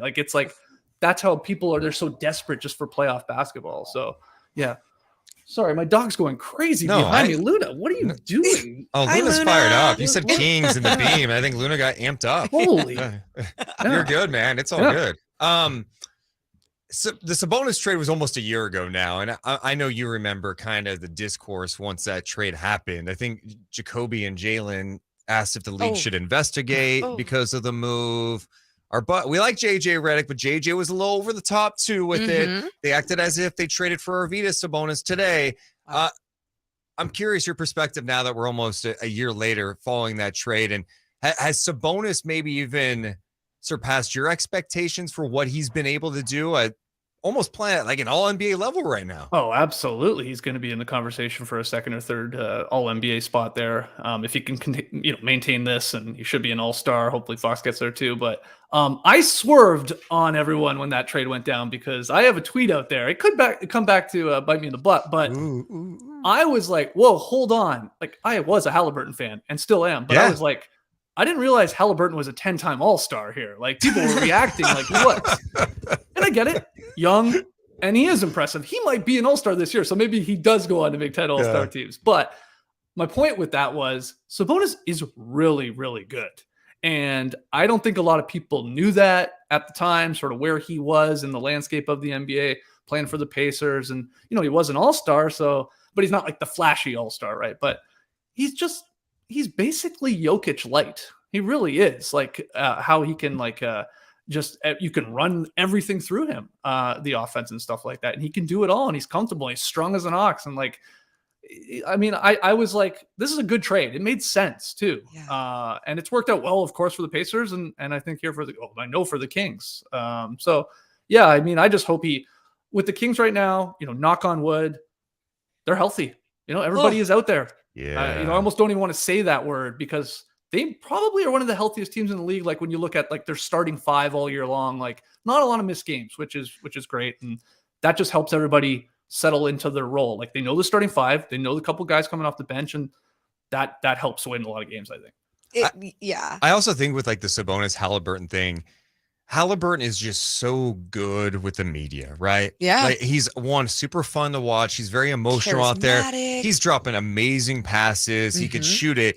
It's a sexy style. I mean, I think Sabonis is pretty sexy myself too, but there you go. Sabonis is not when he talks to media, it's 3 minutes and he's like, just very excited to be here, blah, blah, blah. He is just focused on basketball. I think part of it is there's a little more to Tyrese Halliburton, the entertainer too. And so I think he gets more love than Sabonis, who's just I'm kind of this boring guy who just likes playing basketball. Well, you guys, but I also think too, he had the reputation in Indiana as why isn't it working with Miles Turner and Domas Sabonis? Oh, look at Sabonis get angry and not like what the officials are calling. Oh, he can't play any defense, And I think people don't give credit to different situations really elevating so many different players, right, around the league. I even look at everything going on with Rui Hachimura right now, and it's he's a solid player. Now, is LeBron James going to make him better in Los Angeles, or is it just a weird positional thing that you don't know what the fit's going to be? Either way, this guy is going to get this chance to show off a different parts of his talent. And I think Sabonis was able to do that in Sacramento. But JE, I want to talk about from your perspective, your outside perspective of the Sacramento Kings in the Western Conference right now. I know we didn't have these expectations of them being in the top three, but they're there right now. As you're seeing these teams like the Lakers, getting Rui, AD's coming back, and then you have the Pelicans with Brandon Ingram coming back. Are you feeling like we're going to be brought back down to earth in Sacramento? I mean, look, it's possible because we've said this on our podcast a couple times now. You can play poorly for about 7 to 10 days in the Western Conference, and you could drop 5 spots, 6 spots. I mean, it's crazy, like how close all these teams are. And it's not like the Kings are like 10 games clear of like, teams behind them in the 4th, 5th, 6th spot, especially with some of these teams coming back. But they, like, what I love about the Kings, which is the opposite of my Toronto Raptors right now, is like the Kings have an identity. It is, we are going to outscore you, and we are going to hopefully put together enough stops across 48 minutes. But we believe with our star, especially Fox in the clutch, that we're just going to outscore you. And that's their identity. And I always think you do need to have that in this league. Are we a defensive minded team? Do we force turnovers? Are we a 3-point shooting team? Like, what do we hang our hat on at the end of the day? I don't think the Kings will be the 3rd seed at the end of the season. I will say that. Man, if they are hosting game 1 to end that drought, that place will be unreal. I might have to fly out to Sacramento. No. To see that. We had people in our chat talking about that. We know you guys at No Dunks will be in Salt Lake City for All-Star Weekend. Right. I mean, you may have to make a Sacramento trip. You may have to see the beam in person, man. Hey, look, I know we've got a small budget, but we have a budget. We got to pick and choose where we want to go to make some content. But yeah, that would be a blast. But I think I'll put it this way. I think the Kings will not be in the play-in. I think they will be in the legit playoffs, which I really pray for, because I don't want them in the play-in and then people to go, well, that's snapped the playoff streak. And it's like, well, hold on, did it if they didn't even get in after the play-in, all that stuff. So right. I think top 6, and I do think that's where they will fall at the end of the year. So I think we all agree Sabonis for sure, a lock for the All-Star team. Sure. Where are you at with De'Aaron and the All-Star? He's trying to get in there for the first time. Do you think he has a shot? I definitely think he has a shot. I think it's much more difficult at being a guard in the Western Conference than it is a forward. And that's not to say that Sabonis wouldn't be in there anyway if there was more talented forwards in the West, but we know the starters are going to be announced tomorrow night. And it's going to be Curry and Luka at the guard position. And then it's very light. Well, I feel like right there with Fox, maybe a little ahead, SGA, John Morant. Yeah. The Damian Lillard is a huge one. It's he obviously has the numbers. He's got the history. He's been to a lot of all-star teams, but his team's not great. But the coaches select this, so that always worries me. It's it's right there to me, right? It's and then Devin Booker missed a bunch of time, but obviously is so talented. I think Fox ultimately makes the team, but my gut says it's going to be he's going to be the first injury replacement. That's fine. It still counts. I think that's what's going to happen. You guys, it does count. Yeah. I mean, Mike Conley happened to sure. Mike Conley. Yeah. Happened. Yeah, it's happened to other guys. It happened to so many other Sabonis guys, in Indiana. Yeah, I'm with you. It absolutely counts. Yeah. No one goes, yeah, but he was an injury replacement. If you're just taking a shot at someone, just take a shot at someone. Yeah, I think I'm with you on that. I think it's more likely as an injury replacement if he makes the team. So Raptors Kings tonight. Mm-hmm. You mentioned the Raptors lacking an identity. What's going on? Because you see it on paper and you're like, oh, Siakam, he's really good. Yeah. Scotty Barnes, he's got talent. You could see a young guy with a lot of talent there. You got Fred VanVleet. What's going on with this group? The biggest thing is the defense just fell off a cliff. I mean, that was the Raptors' identity. They were the team, I think, that nobody wanted to play. On a Wednesday night, it was like, oh man, this team's going to switch everything. They got all these athletic guys running around. Nick Nurse is sort of a defensive genius. This is going to be a nightmare. And that's how they ended last season. I think they finished on a 25-11 run to end the season, top 5 defense, and basically everyone back. And now they're 20th. And it's they're not the Raptors, the opposite of the Kings, can't shoot. Can't score. It's a bit of a slog in the half-court set, despite having Siakam and VanVleet. These guys are great players. They're really, really good players, but it's tough. We don't have a lot of shooting on the Raps. So that's the biggest thing. It's the defense doesn't keep them in enough games. And it's been a really disappointing year for Raps fans, for sure. Because a lot of people coming in were like, oh, yeah, this will be a 50-win team. No doubt. They got all their pieces back, but got off to a slow start. Siakam got injured. Precious was injured. It's VanVleet was injured. They're excuses, but there's a weird vibe around this team, and I don't know if all these trade rumors have like gotten to them. And will OG be moved? Will Van Vliet be moved? Will Gary Trent Jr. be moved?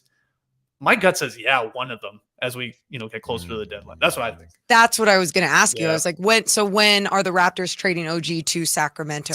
No. Here's a problem because, I can't deal with Masai. He's going to try to work you. Good. Yeah. It scares the hell out of me. It's like, Yeah. I think you'd want Keegan Murray in that deal. And I as someone who watches the Kings and roots for the Kings, I'm like, I don't want to give up Keegan Murray in that deal. Just keep it here. But Monty did do a good job on the Hawks getting Kevin Herter out of them. Sure. That's not Masai Ujiri. Okay. Though. Okay. Yeah. Masai's going to get the beam from you guys if they trade. God, he's like, suddenly the he's Raptors love ruthless. the beam. He'll be like, whoa, how'd they get that? Could you imagine? Would you give up the beam to get OG as part of the deal? I don't know if you make that deal. If that was a real thing, okay, I say yes. He I would comes give over up the beam for OG. He uninstalls it and they take it. Wow. Just take I it don't know. away. I like OG, but I don't think you give up the beam. Yes, thank you. Yeah. I mean, I don't think. Well, I mean, you guys would know better. I don't really see the Kings making a move. I know Harrison Barnes' name is always thrown around, but he's on fire now. And I think once you, hopefully, I don't want to jinx anything, get into the playoffs, to have any chance to put up a fight and win even a series, you need Harrison Barnes. You're going to need a vet like that. That's got a chip, been through a million series to help probably go to him when, hey, we need a bucket here. We need to slow things down, get to the line or something like that. So, I just don't think the Kings are probably going to be all that active. I wouldn't think at the deadline. Yeah, maybe a smaller move, but I like what they have right now. And you mentioned Harrison Barnes. Dude, he leads the NBA in made 3-pointers this month. I mean, and he's been super efficient doing it, shooting 53% from three. He's been massive for this team. So with the Raptors, you mentioned Van Vliet. He's got an expiring deal. It seems like Trent could be on the outs. What about OG and Siakam? Do you feel like a deal gets done for those guys, or is that something that maybe they address down the road? I think OG is a strong possibility. Yeah, especially with the package. By all accounts, that they wanted. There was talk of they would expect the Donovan Mitchell sort of draft capital back. I thought that was crazy. OG is good. He's not that good. He's not Mitchell superstar level. But now is it 3 first-round picks? Is it 2 first-round picks and promising young players? I could see it. There's rumors now that he's unhappy and that OG doesn't really say anything. He's very, very quiet, but behind the scenes, is he's frustrated? I don't know. But by some reporting, he is. I could see them moving off him because you have Barnes. I wouldn't trade Siakam. That guy's an all NBA guy. When he's out there and healthy. So of all of the moves, I was sort of I could see OG the most likely just because the return he could get. And then I think I go Gary Trent Jr. next and then Van Vliet. That would be my order of the likelihood of Masai moving these pieces. I heard you guys talking about NBA rivalry week either yesterday or this morning on No Dunks. And so for you, is there a big rivalry in the NBA right now? Is there a big anyone the Grizzlies are playing right now is a bit of a fun That's rivalry. what I said. Yeah. Because they're getting under a lot of people's skin. We had a video, we did a little YouTube clip that sort of went viral because it was them dancing right before games, and they're doing this little Antonio Brown dance and looking cocky. Look, they're having fun, whatever. But so many people are you haven't won anything yet. You guys act like you're the champs, and it's whoa. So there is a distaste for the Grizzlies, and we've seen it at least rear its ugly head in a couple of these games. So yeah, I like having. You guys are wrestling fans. I feel like that's fair to say. We got the Royal Rumble this Saturday. It's this Saturday. Yeah. Can you believe the road to WrestleMania is going to be here? Could we get Austin against Roman Reigns? Could be a possibility. There's some talk about that. Could The Rock? He's saying he's too busy, but could he make time what have I done? to go I was against gonna the say, tribal JE, look chief what you've done in LA? That's my fault. That's my fault. It's okay. You need a sign up though that Deuce can be pointing at the WrestleMania sign. Exactly. Yes. JE, seriously, we can't thank you enough for the time. That's what's the one thing that sucks about radio is you have to break. Let's break. But seriously, thank you so much, man. Keep up the great work on No Dunks. We love listening and watching all the time, and hopefully there's a chance we see you in Sacramento at some point. But thank you so much, man. You're the best. Absolutely. And congratulations again. And we'll be watching from over here. Thank you Thanks. so much. Take care. JE Skeets from No Dunks. He is the best. The And best. also, we grew up fans of their work and the podcast. And, listening to the podcast, you're just like listening. You got in the background listening. Yeah. They're talking about the Kings. You perk up. They mentioned us on the podcast this week. They gave us love for the new show. They're talking about the Yeah. Sacramento Kings and all the great things about the Kings right now. And they're like, Deuce and Mo back on the radio. I was just stunned. Like the fact, amazing. it's really cool when someone that you have just like loved it for so long is even talking about you. Well, we do have Kings and Raptors tonight. And Monte McNair has a new deal. Let's hear how he feels. That's straight ahead on Sactown Sports. That was fun. That was cool. And it sounded good. Everything sounded good. Dude, good Chat, job, did it sound Chris. good in the chat? Like the actual audio? Did we sound normal? I just bought studio lights too, you guys, so we will have better lighting on us, so our skin will look so pure. That bagel looks good. I have a water. How about his Kings love, dude? So cool. Not KJ. JK says good quality. Westside Kings fan. Appreciate you guys being here. Says perfect. Good. Nick says buy me a pizza.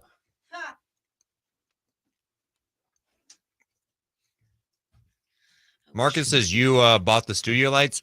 We did. We're gonna buy some. Yeah, Morgan bought some additional lights to use in here. I don't know if all the shows will use them, but Yeah. No, I mean, and I'll have a little I'll put a little bin in here that's like Deuce and Mo, so it has like our headphones, our extra headphones that we can just keep in here, and our studio lights can be in the corner. I mean, they could rent them. The other shows can rent them. they could rent them. We can charge it. But here's the thing: the other shows on the station, they don't care about they obviously don't care how they look. Just from a style perspective. Look at you. You look the same. What are you talking about? My hair is cut. It looks sharp. Ramie and I have the same hair. Like we literally have the same look going on. Ramie's wearing a hat though. It's covering it up. But they're kind of slobbish in a lot of ways. Slobs. Oh, yes. Here we go. Jason Ross in that UCLA hoodie. Barf. Slob. But yeah, I mean, they've just got their kind of setup here. We've been doing the video thing and studio thing for a minute, so we want the lighting to be sharp. We want to use video, and we want everyone else to do that too. It's kind of like Mike Brown mindset of Are you trying to act like you're changing the culture no here? OCD. Oh, OCD. okay. Yeah, weirdo.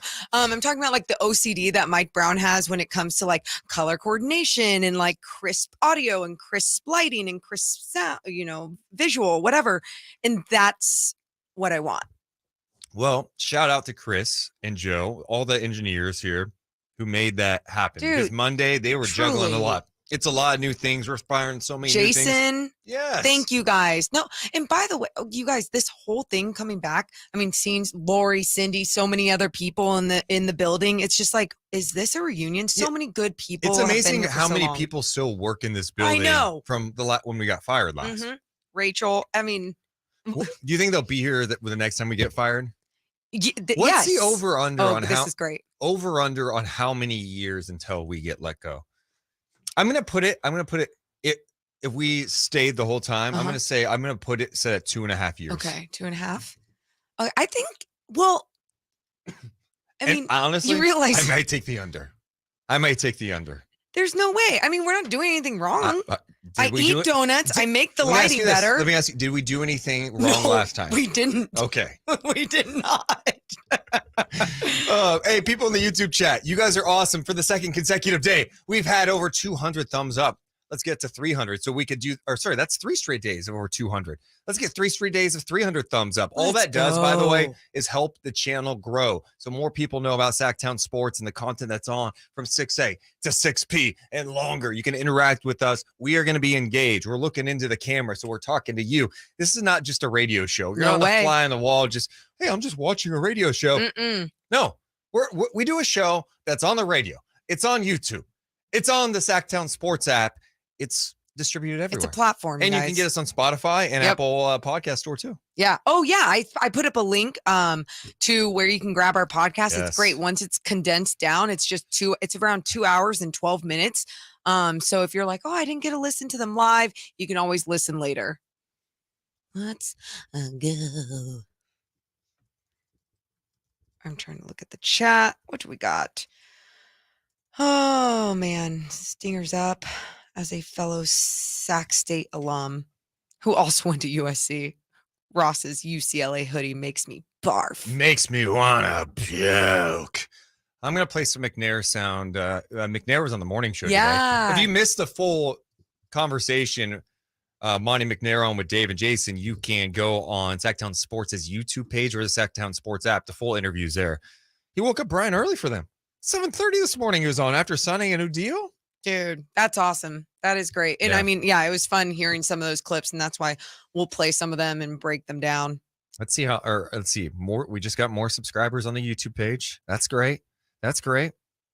Oh Let's my keep it gosh, you moving. guys. Love it. Oh, amazing.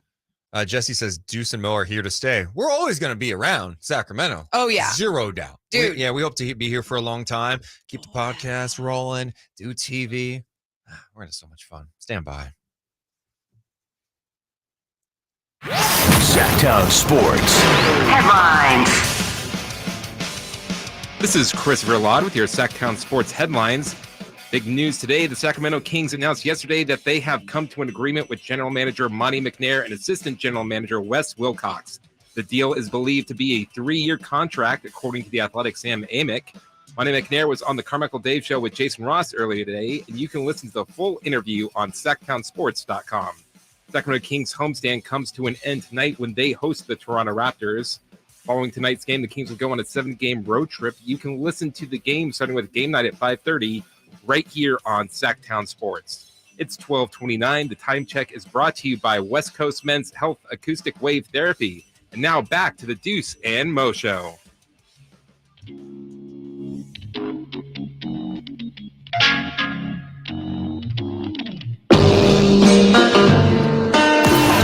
It's Deuce and Mo. On Sactown Sports. Oh, busting a little hook. I love Theme it. song. Dude. AEW. AEW. Hey, it's Deuce and Mo. We are live on Sactown Sports Monday through Friday, 11 to 2 p.m. Pacific time. It's new this week. It's our debut week, and coming up in 30 minutes, Sam Amick from The Athletic will join us to talk some Sacramento Kings. Monte McNair gets a new deal. We'll talk about the upcoming NBA trade deadline as well. It's a lot going on in the NBA. It's also a big week.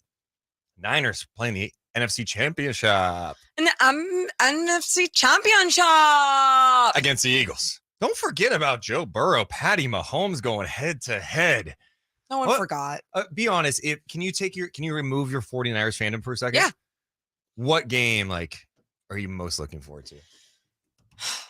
That's Just hard to just ask admit, a just- 49ers fan. I just said take away your fandom. Isn't it an easy answer? It's still to see what Brock Purdy's going to do. I mean, you want a one-legged Patrick Mahomes Yeah. and Joe Cool? It's not Joe Cool. Stop calling him that. Joe Burrow, Thank you. who is cool, has the other He side is of the cool. pillow, going to Kansas City again. They were down 21-3 last year in the championship. Yeah. He came back. Dude, you can't ask a 49ers fan. You can't. That's just dumb. I mean, I can't. I just did, and I said to remove yourself from. Did I not say, hey, Chris? Did I not say remove your I fandom? think, what do you think as an outsider would be the most exciting game? Great question, fraud. Yeah. What did I do? It would be obviously Patrick Mahomes and Joe Burrow. It would be. I mean, And the injury angle's part of it. It's like a big wrestling match. You're like, hey, but it's like FTR in Young Bucks. It's technique. It's beautiful. Truly. It's like that's how you see these guys when they're playing out there as quarterbacks. It's just some beautiful, different type of quarterback play going on. Joe Burrow doesn't use his legs. Patrick Mahomes does. The Young Bucks flip around. FTR is very structural and fundamental in their wrestling. You know what I'm saying? oh, totally. Sports entertainer. And I'm sure everyone out there knows what we're saying too. So Monte McNair's got a new deal with the Sacramento Kings, Morgan Reagan. A 3-year extension for Monte McNair. That was announced yesterday. Woj was first on the news, and the Kings confirm it. Vivek put out in a statement his thoughts, talking about Monte McNair and the decision to give him in the front office a 3-year deal, talking about how he is thrilled to announce the extension. Since joining the Kings, Monty West and Wes have proven to be thoughtful and strategic decision makers who have shown their ability to execute a long-term vision for the team. The work continues, and I have confidence in this front office to keep driving our efforts forward. So Sam Amick confirmed it. He's on with us at 1, but 3-year extension for Monte McNair, and that matches him up with Mike Brown. It's a big-time move for the Sacramento Kings. Get some stability, right? You got the front office and the coaching staff in line. And Monte McNair, let's not deny it. The guy deserves it. We talked about it yesterday. I put a little truth or trash that he should get some love for executive of the year. I'm looking at teams around the NBA. I'm looking at the standings. I'm seeing the good teams. Of course, you look at Brad Stevens with the Celtics, how they've kind of maneuvered things, getting Malcolm Brogdon. Denver, getting KCP and Bruce Brown. They're near the top. But Utah, because they're a cute story and they got a ton of draft picks and have exceeded expectations. Marketing has been awesome for them. But the Kings have got to be one of the best stories in the NBA. And I think in large part because of the work that Monte McNair did. It started last year. Well, started way long ago, a few years ago, obviously. But getting Sabonis in the offseason, you get Malik Monk, you get Kevin Huerter, you draft Keegan Murray. And then the most important thing he did. What? Mike Brown. Yeah.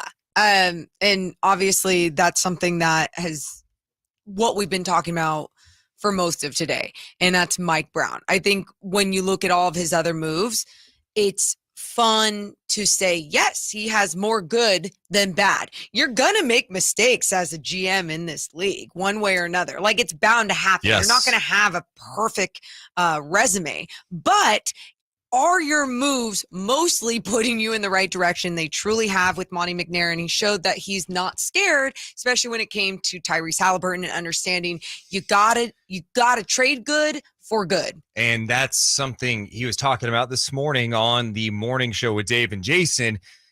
If you want the full interview, you can go online, SactownSports.com, the YouTube page, Sactown Sports 1140 on YouTube. But he was asked about, hey, there's a lot of people that were taking shots at you for some of the moves you made. Here's what Monte McNair had to say about that. You do this long enough, you know that the flip side will come, and nobody bats 1,000. But that's also why we don't try to win the press conference. We know that the proof is in the pudding, and we got the wins have to come, and that's going to be ultimately what we're judged on, and not whether it sounds good in the moment or it looks good on paper. We know that's going to come, and so if it's an unpopular choice at the time, but it's the risk that we think is worth taking, we'll do it because for where we're as a team, we think that's validation of what we've done. What he just said there, I loved. For too long, and it's not just isolated to Sacramento. No. How many times do teams around the sports world try to win a press conference? They're trying to go, hey, what's going to make the good headline today? The Colts, let's hire Jeff Saturday because our fans would like it. Or, hey, the Kings, let's hire Vladdy as our GM because that's going to be a good headline. No, it's not about winning the headline. It's about winning games. And Monte McNair has done some unpopular things.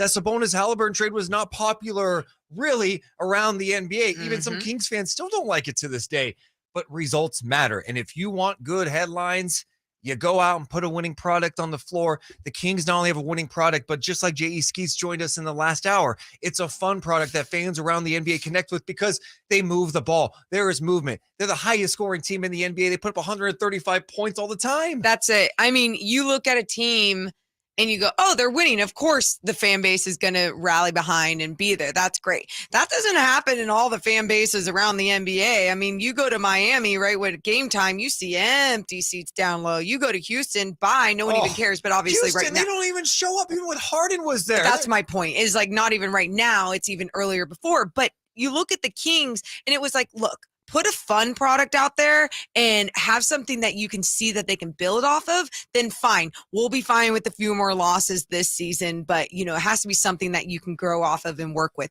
Instead, you have a team that's not only fun as hell on the floor, but it is actually translating into all those wins. I love the feedback we're getting on the YouTube page, youtube.com/SactownSports1140. If you're driving around in your car listening to us, we appreciate that. But once you get back in the office or you get home, if you're in the store, put the YouTube on. All right, youtube.com/Sactown Sports 1140. I put a poll question up.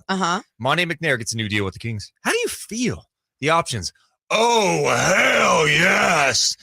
I like it, but we'll see. Or it's too soon. Why are all of your voices? Because they all match up. You're trying to to the poll manipulate what you want people to pick. Oh, fine. I'll do this. Okay. Monte McNair gets a new deal with the Kings. How do you feel? This is. Oh, hell yes. I like it, but we'll see. Too soon. Is that better? Thank you. 92% of people say, oh, hell yes. I want to hear from you guys too in the chat. I want to hear from you guys on the phones. Yes, you could be old school and call us 1-800-920-1140. Yes, that's 1-800-920-1140. Let's check in with our guy, Neil. What is up, Neil? I'm sorry, Mo, but he's manipulated me. Oh, hell yeah! Yes! I'll take it, Neil. I like it. I actually had a thought on this whole Monty thing before the deal came in that I'd like to share with you guys. But real quick, I couldn't be happier. I mean, from his very first press conference, it's funny you guys were just talking about, like what he said about not winning the press conference. Yeah. Like I was hearing and reading a lot of responses, just like how, like kind of boring he is. His pictures look boring. He's never animated. He doesn't give away anything. It's like, I didn't care about any of that. I loved Jeff Petrie back in the day. And I like Monty, how he's like steady and confident when he talks, as far as I'm concerned. What I'm hearing, he's patient. He's steady. He said from day one, he wasn't just going to make moves to make moves. What he does, has a point to it. And people, like, even after the Sabonis deal, which I never had a problem with, it made basketball sense to me. Even after that, people are like, yeah, it's a good move, but he didn't do this. And he let Bogdanovich go and la, la, la. It's like, you can't fix everything overnight. And he has been steady, like slow is steady, steady is fast. And I appreciate his approach. And on all that, a few days before the deal, because, since the beginning of the year, we've been reading and hearing about, you guys have had to do it as part of your job, follow that he's not getting the deal. And it hit me a few days ago, just thinking about Monty and who he is. I'm not saying he, wasn't worried about getting the contract extension, because, being a G, there's only 30 GMs in the NBA, so I'm sure he didn't want to lose that spot. But if Vivek didn't give him a new deal, going into the offseason as a free agent, as far as I'm concerned, Monty's resume as a GM looks better than Vivek's resume as an owner trying to get another GM. Well, Neil, let's be honest about it. If you can turn around the Kings, you probably get any job on the planet. You've done something that hasn't been done in 16 years. I mean, that's a big time deal, especially with all the turnover we've seen during this ownership group. And it does go back before that too, but there has been a lot of turnover. So for him to come in and create stability, that's been a word we haven't had in Sacramento for a long, long time. Culture. Well, try to get some points and build some culture. Let's go. Neil, we appreciate you checking in, man. You bet. Love you guys. Bye, Neil. Neil. Yeah. And it's true. I remember Monty's first press conference, and really like the first, I don't know, he would not reveal much, but you could tell he's getting more comfortable. It was the first GM gig. When you're behind the scenes in Houston working for Daryl Morey, you're just in a room all the time. You're a robot. Trade ideas left and right. You are kind of a robot. Now you're getting questions left and right from people. Yeah. Probably some nervousness now. Now he's got a little swagger. Actually, I don't know if I told you this. What? I did. Oh. Ran into him before the last game, said hi, and he's, so you guys got a show. Oh, Mr. Yeah, we do, Monty. Yeah, we do, Monty. When are you going to come in this time? Yeah. When are you going to come in with us? You don't want none. Oh my gosh, he should come in. What's up, Forrest? Hey guys, thanks for having me on. Of course, man. What's up? Just wanted to shout out someone on the pod yesterday was kind of mentioning something underrated about Monty, which is that he's no drama. And I also feel like another underrated part is that we don't actually hear anything coming out of the front office. Like, we had no idea about the Sabonis trade. we had no idea who was going to draft pretty much all 3 times. And I feel like as a fan, that's kind of hard, but I think it kind of speaks to how well of an organization he's running. Yeah, I'm with you. It's like, keep it all tight, keep it all within the organization. You know, that's something that we saw for so many years around this organization where it was like things were getting leaked out, not here with Monte McNair. And he has a team that's no drama. That's the other thing about the team he has put together. Yeah. Where are the egos on this team? Right. All these guys just want to play basketball. We'll talk some more Kings coming up. You can, of course, hit us up anytime at 916-339-1140, 1-800-920-1140. We got a lot to do before the end of this show at 2 p.m. Then Cals and Ramie take over. Coming up at 1 p.m., the Athletic's Sam Amick. So much to get to here on Sactown Sports. My mother does not like me calling Chris Verlotta a fraud. She's like, Ooh, why is he a that's cool. fraud? That's I nice. don't get the bit. Ben in the chat says, if they stay top 4, then they are a contender. That's just a fact. Ooh, well, yeah, just a fact. Definitely. I appreciated the outside perspective from JE Skeets. I mean, it would be surprising. Yeah. They're not a contender, and that's okay. Yeah. But what I will say, I see a contender. I see. Sorry, I am more confident now that they can win a playoff series. Where before it's like, hey, you're already there. Let's get the play-in. Let's get to the playoffs. Yeah, I mean, I think looking at the rest of the West and how bunched up it is, there's some teams that you worry about. Like, I'd be concerned about playing the Golden State Warriors for obvious reasons. Yeah. You got a shot against Utah. You beat Utah. You beat Dallas.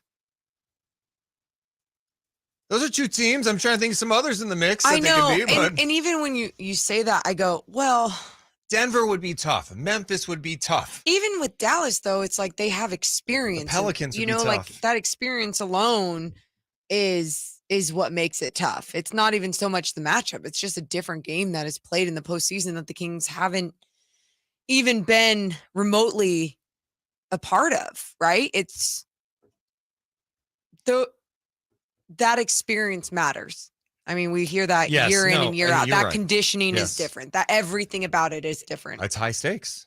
Yep. Right? There's a lot more emotion. And a lot more, I mean, teams in their game planning and understanding what you are capable as a team is just so different than just like on a game on a Monday night, whatever, for some.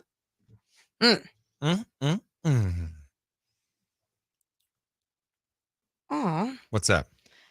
Just people are so nice. I appreciate it. Well, we appreciate all the love. You guys have been amazing. The support. There's so many options out there. You know, we have friends who do shows too. There's a lot going on, but the best part about 2023 is, hey, everyone can thrive here. Yeah. Shows are on demand.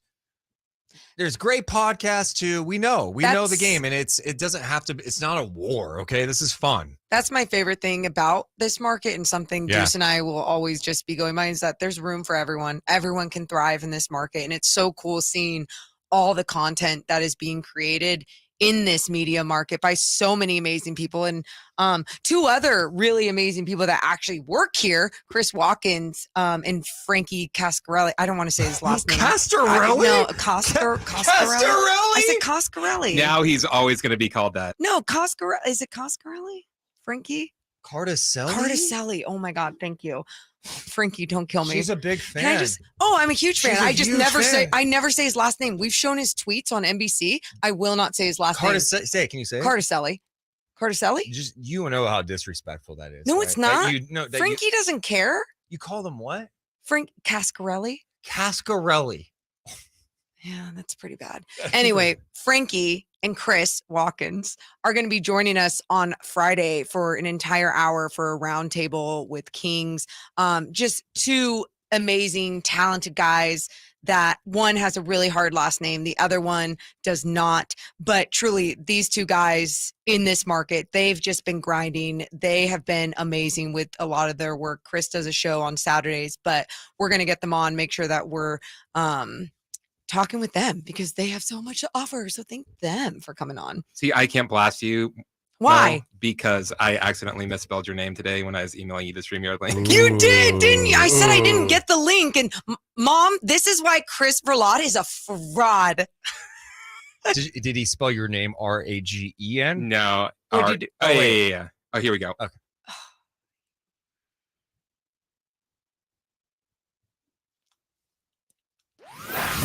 It's Deuce and Mo on your local sports leader.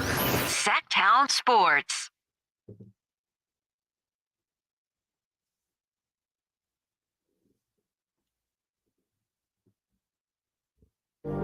Oh, yes. We are live each day, 11 to 2 p.m. Pacific time on Sactown Sports. I'm Deuce Mason. That is Morgan Reagan. The Kings play the Raptors tonight. Of course, you can hear each and every game right here on Sactown Sports. And coming up at 1 p.m., one of the elite NBA reporters on the planet, Sam Amick from The Athletic, will be joining us live. Not on video, though, on the phone. Yeah. He's at Warriors today because the Warriors play the Grizzlies. La la la la. It's NBA rivalry week. Oh, Can I ask you this, though? Do you consider Warriors Grizz a rivalry? It's just a fun game and a fun matchup. We need right? some rivalries, and I think that's why we need some more heel teams. Okay, here's my question. Do we need more? How come this? How come how come the Celtics and the Warriors didn't become rivals after last year? Like what is it? I think part of it is they play twice a year. Okay, so it has to be like conference? I mean, I don't know that it has to be. I think it takes some years of kind of going head to head with some matchups, maybe some scuffles, maybe some John back and forth in games, and then maybe some going back and forth in the press, and then multiple matchups. So Deuce just wants Real Housewife-esque like things to happen in the NBA all the time. You literally, like, that's what happens on Real Housewives. They like tweet about each other. That's how they build that drama and one another, even though they won't even see each other until Morgan, sports is the ultimate drama. It's the ultimate reality show because it's real. Drama. Yes. That's why we love it. So I do think we need more of that in the NBA. You know, I definitely think there are times where things get hot, and I think a lot of times these tend to come in the playoffs. I think last year you saw brief glimpses where we went, could Minnesota, New Orleans be kind of a rivalry? You know? But like Minnesota's changed, right? They're not winning this year. They made a big time trades that reshaped their team completely. So I don't know. I do think Grizzlies Warriors is close, and I actually think it is a rivalry, to be honest, because they've had some history. There's been the back and forth. No, I think it's probably the one, but it's not enough. Okay. Draymond tries to act like it's not a rivalry. It is a rivalry because he is talking about them and he's addressing that. No, they're not to our level yet. Klay Thompson's done the same thing, right? Sure. So it is. They may not totally respect them and think, oh, they haven't won anything yet, but there's clearly a back and forth. Well, yeah, and I'm with that, and I think there's different tiers and different definitions of what people have expectations for as a rivalry. But I think at the same time too, though, like for me, for example, Kings Lakers, not a rivalry, but what I will say, when I see those disgusting, ugly, yellow barf looking jerseys, who goes, let's put yellow and purple together. Like barf. Yes, disgusting. Why would you do that? But yeah, those losers come into Golden One Center. Yeah. I always feel that like, oh, they're so gross. And that to me is, I don't know. There's an emotion there, and whatever that emotion is, I don't feel that toward other teams. I think I like what you're saying about definitions of rivalry, because what I consider a rivalry is if my team has a bad year, it's going to be good because my team beat them. Or, oh, this was a good season, but my team lost to them, and I can't stand that. Yeah, and it makes you feel icky inside. Yeah, and by the way, for anyone that's out there that's going to get butthurt about any of that, it's a joke, it's fun, and that's what makes it. No, I'm serious, and that's what makes it fun, though, is that like you can say these type of things. Are you worried about being offending a Lakers fan for saying you don't like the colors? People get really weird, and I'm like, I'm not that serious. Read the room, dude. I think Forrest brings up a good point. he says, I think we need more long-term franchise players to build rivalries. Like you need players to kind of be in the same spot. And nowadays it's like every offseason the player moves to a new team or there's this super team. I think a lot of times our sports hatred now goes toward teams that are building a super team, like when KD went to Golden State, or even in the early stages when the Nets had Harden and Durant and Kyrie, right? That's where you start to go, I don't like them because I don't feel like they're doing it the right way. That instead of like, no, we don't like them because there's animosity between the two sides. Every time they play, there's a physicality. You know, there just was more of that back in the day. And I think that's why, although the Grizzlies are super annoying and I don't like them, I do respect the fact that they come in dancing, talking smack, because they bring something out of teams. They bring an emotion. They bring out the fans and coaches too. And they've brought that type of energy and have built that type of culture where they can do it because they have been backing it up. Now they haven't backed it up completely to be like, oh, we've won some rings and they can show off the rings. Like it's the same thing when Devin Booker was getting in it with like Klay Thompson or whoever when they were playing against each other this season. It's like he's like, yeah, he goes, we got the rings, the rings, and Devin Booker's like, he's not wrong. He's like, we don't have that. So it's like it's an understood thing, but at the same time, I love it when players and teams can actually back it up. Well, coming up next, we're going to talk to one of the best reporters in the biz. He works over at The Athletic. Sam Amick's going to join us. We'll talk to him about Monte McNair's deal. Was he surprised that it happened when it did? We'll talk some NBA trade deadlines, so much more. Sam Amick with Deuce and Mo coming up next on Sactown Sports. Hey, Chris, do you have Sam Amick's number? You do. Okay. I was going to say, I'll give it to you. I don't. Can you tell me on the air? It's 916-7. So stupid. I think the Mavs and Clippers are a low-key good rivalry. Really? Why, though? Okay. Do I have time to yeah, I do have time. Take care of the chat, Morgan. I got you guys. I got you. Deuce, so dumb. Digital Henry, I would love to see Keon Ellis get some minutes. I mean, sometimes we say that of just like anyone that we want to see something different from, and I get it. You can watch him tomorrow though. Stockton Kings playing tomorrow at home in Stockton against the Memphis Hustle. Deuce Mason, our play-by-play voice of the night, and I will be calling the game as your color analyst. Check it out. Okay. I want Dallas in the playoffs. Yeah, it'd be nice to shove it to Luka. I mean, how fantastic would that be? Dude, it would be like, talk about the story behind that and how everyone hates that the Kings did not draft Luka here, but then you beat his ass in the playoffs. And I'm not even like towards Mavs fans. It's more towards those Kings fans that never let that draft go. Thank you. It'd be like, oh, we didn't need him anyway. Well, no, I'd still rather have him than not. But at the same time, like, you're looking at what type of team you have to be if you have a player like Luka Doncic on your team. Like, it's difficult. It's just not the prettiest basketball, I guess. Yeah.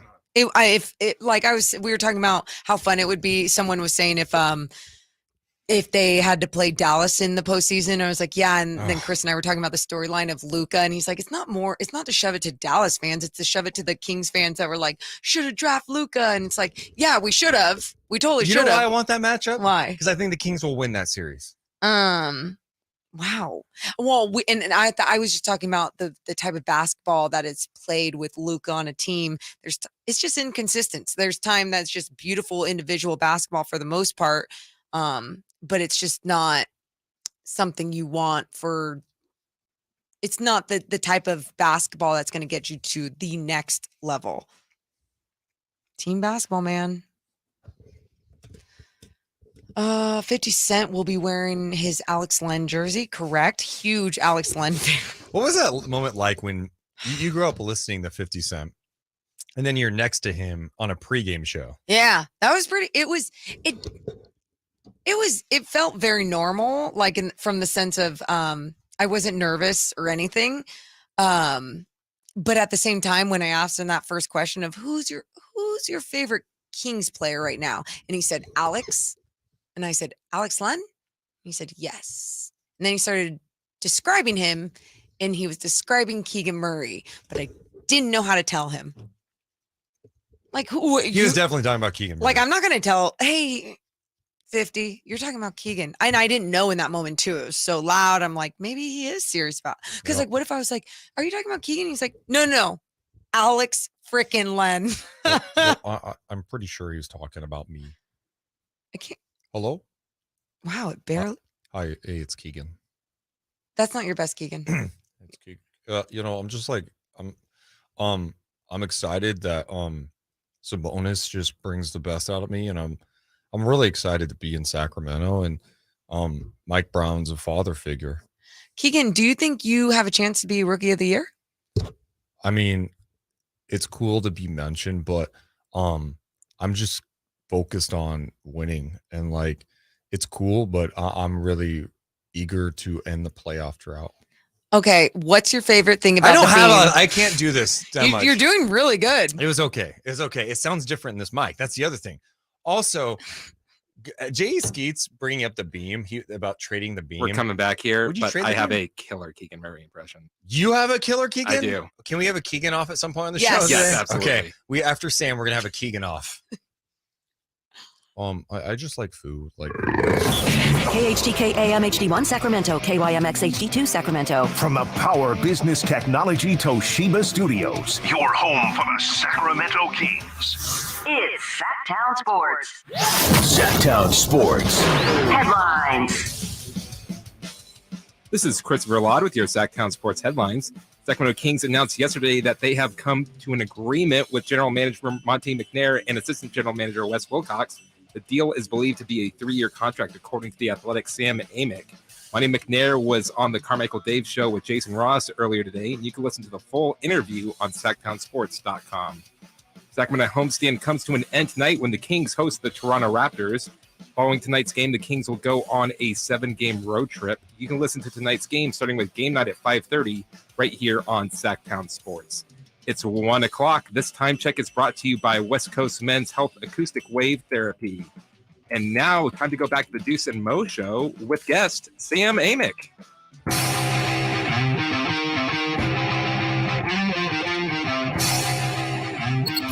Deuce and Mo on Sactown Sports.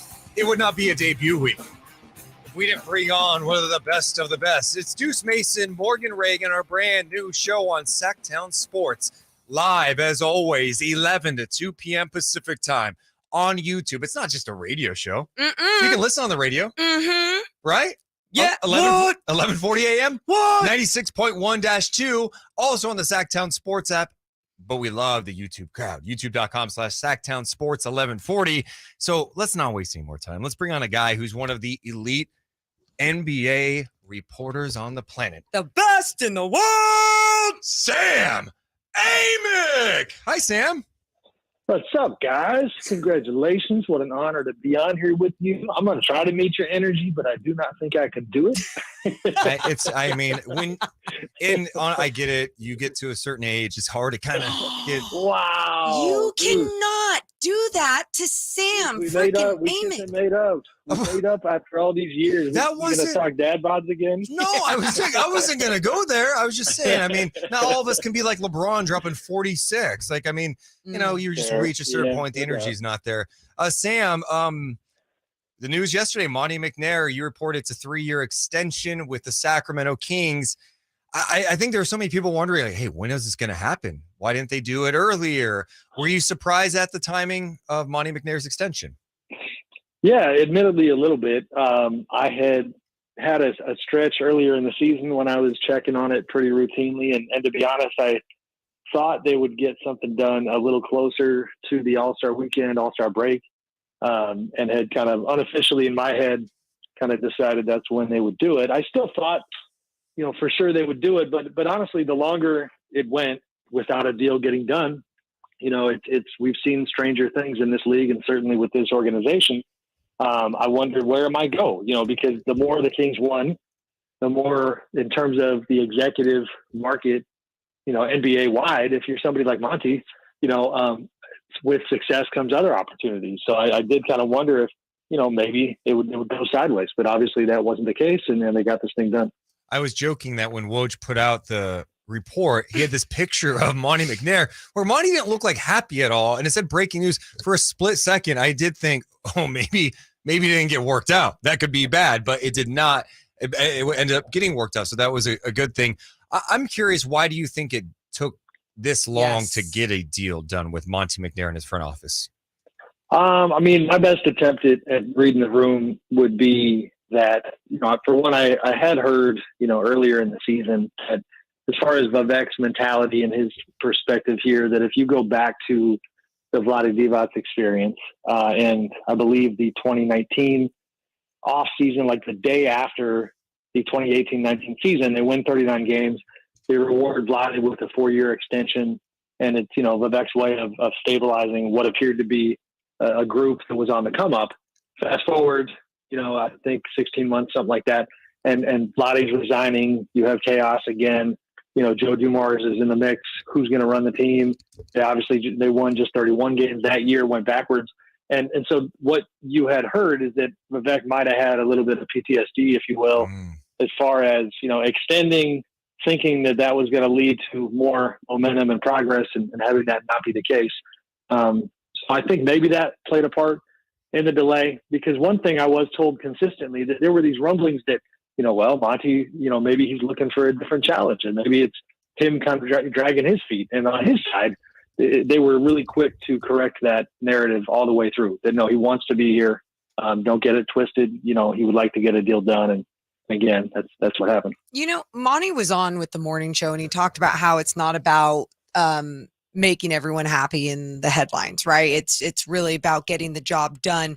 What do you think that shift is about? Is it just Vivek trusting him more, trusting Wes more? Like, what is it that has really been shifted with this organization? I think, Morgan, there's a lot of nuance to it, and I think Monte would be the first one, again, given their success right now, to probably hand some flowers out to other people, right? Like Wes Wilcox has done a nice job, as kind of a partner with Monte in the front office. Alvin Gentry now is a trusted voice as part of that group. And I think with Vivek, you've got this body of work as an owner where at some point you got to look in the mirror and realize, like, it's been a long, tough stretch. And every single time you make change, then, the focus and the spotlight and the headlines are going to be about you.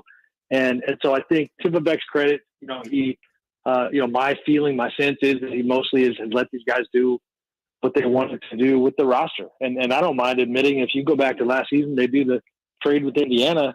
I mean, I was 100% in the camp, wrong on both sides of it, to be honest with you. I didn't think Halliburton would become the player that he has in Indiana. And I thought that Sabonis is a very nice player, but I did not see him doing this kind of stuff. And that's one of those trades that can make or break a career. If you look at, this is not trying to disparage anybody, very widely respected, but out in Minnesota, Tim Conley's put together a really good career. He's running the Timberwolves, but this Rudy Gobert trade of the past summer is the type of thing that will forever be part of his legacy. And for now, it looks like not for the better. If you're Monte in this Kings front office, right now that Pacers Kings thing was kind of a landmark moment that is working out really well for them. When you look at where this Kings team is at right now, currently at the number 3 spot, we know the gap between 3 and 10 is pretty slim, right? So it's going to go back and forth. We got a long way to go. Where do you have the Kings at in your mind? Like, do you think they have a shot to be a top 6 team based on what you have seen over halfway through the season? I mean, they do. And it's funny, guys, we've talked about this courtside because I was enjoying sitting with you guys before games. And I feel like, for a lot of this season, because I've lived here so long and seen it all like you guys have, like, I feel like the Debbie Downer guy where I'm just like, hey, congrats to Monte. Deserve the extension. But my God, if they take the foot off the pedal, there still exists a possibility that this thing could go in the wrong direction. And knock on wood, go ahead and all Kings fans, find some wood around you. But they've been really healthy. You know what I mean? Sabonis has played through the thumb injury. And so this is a tough league. I actually saw, it's funny, a video earlier today on Sirius XM with Eddie Johnson. I don't know if you guys saw this, breaking down the Kings road trip to come. And I thought he really put it well, where he basically highlighted the fact that this is it 7 games? 7-game road trip is massive because every game on the trip is either winnable or you really should be winning the game. And I know it's a long road trip and the road is tough, but there's actually some decent rest time in between. And it's like, if you want to take away for the Kings some of the anxiety as far as like the disaster scenario of falling out of the playoffs, then go dominate on this road trip, and you're probably going to be feeling it a whole lot better. Yeah, I agree with that. This road trip being a huge deal. And you talk about keeping that foot on the gas pedal. Does any of that have to do with making any moves at the trade deadline if you're Monte McNair and making any tweaks? Or are you thinking like stepping the gas on or keep on putting the pedal to the metal is really just keeping this team together and continuing to grow with this? I mean, I think the latter would be the first thing is in the locker room, and Mike Brown's done a really good job of keeping his guys focused. I mean, shoot, if I was Mike, I'd be showing my players that Eddie Johnson video just as an outside voice reminder. He's done a good job of that. So I think just this group, not, letting go of the rope like coaches like to say. But then, trade-wise, no question, there's going to be noise about what the Kings are doing. I don't have clarity on, targets for them and guys that might really move the needle. I saw some of your guys' commentary yesterday on the Rashawn Holmes stuff. I agree with you that Rashawn is a pretty tough guy to move, even though he's had some good games. But his contract is a lot of money for a guy that is going to play that kind of a role. So, the front office will be active. And Deuce, I didn't really even answer your other question. Like, this is a good team. Like, they're a playoff team, fully healthy. Are they better than New Orleans? No, I don't think so. Are they better than the Clippers? I don't think so. Are they there with Dallas? Yeah, that's fine. Like, Dallas has a lot of holes. You know what I mean? So, to me, that's where they are. And to their credit, they've also shown this ability to win close games and to be in the trenches in those kind of games that you've got to win if you want to be in the playoffs. So, we'll see if they can keep it going. We were just talking about the trade deadline, and I'm curious from a league-wide perspective, how active do you think it's going to be? Because it just seems like you have so many teams in the West in the mix. It just seems like there's more buyers than sellers at this point.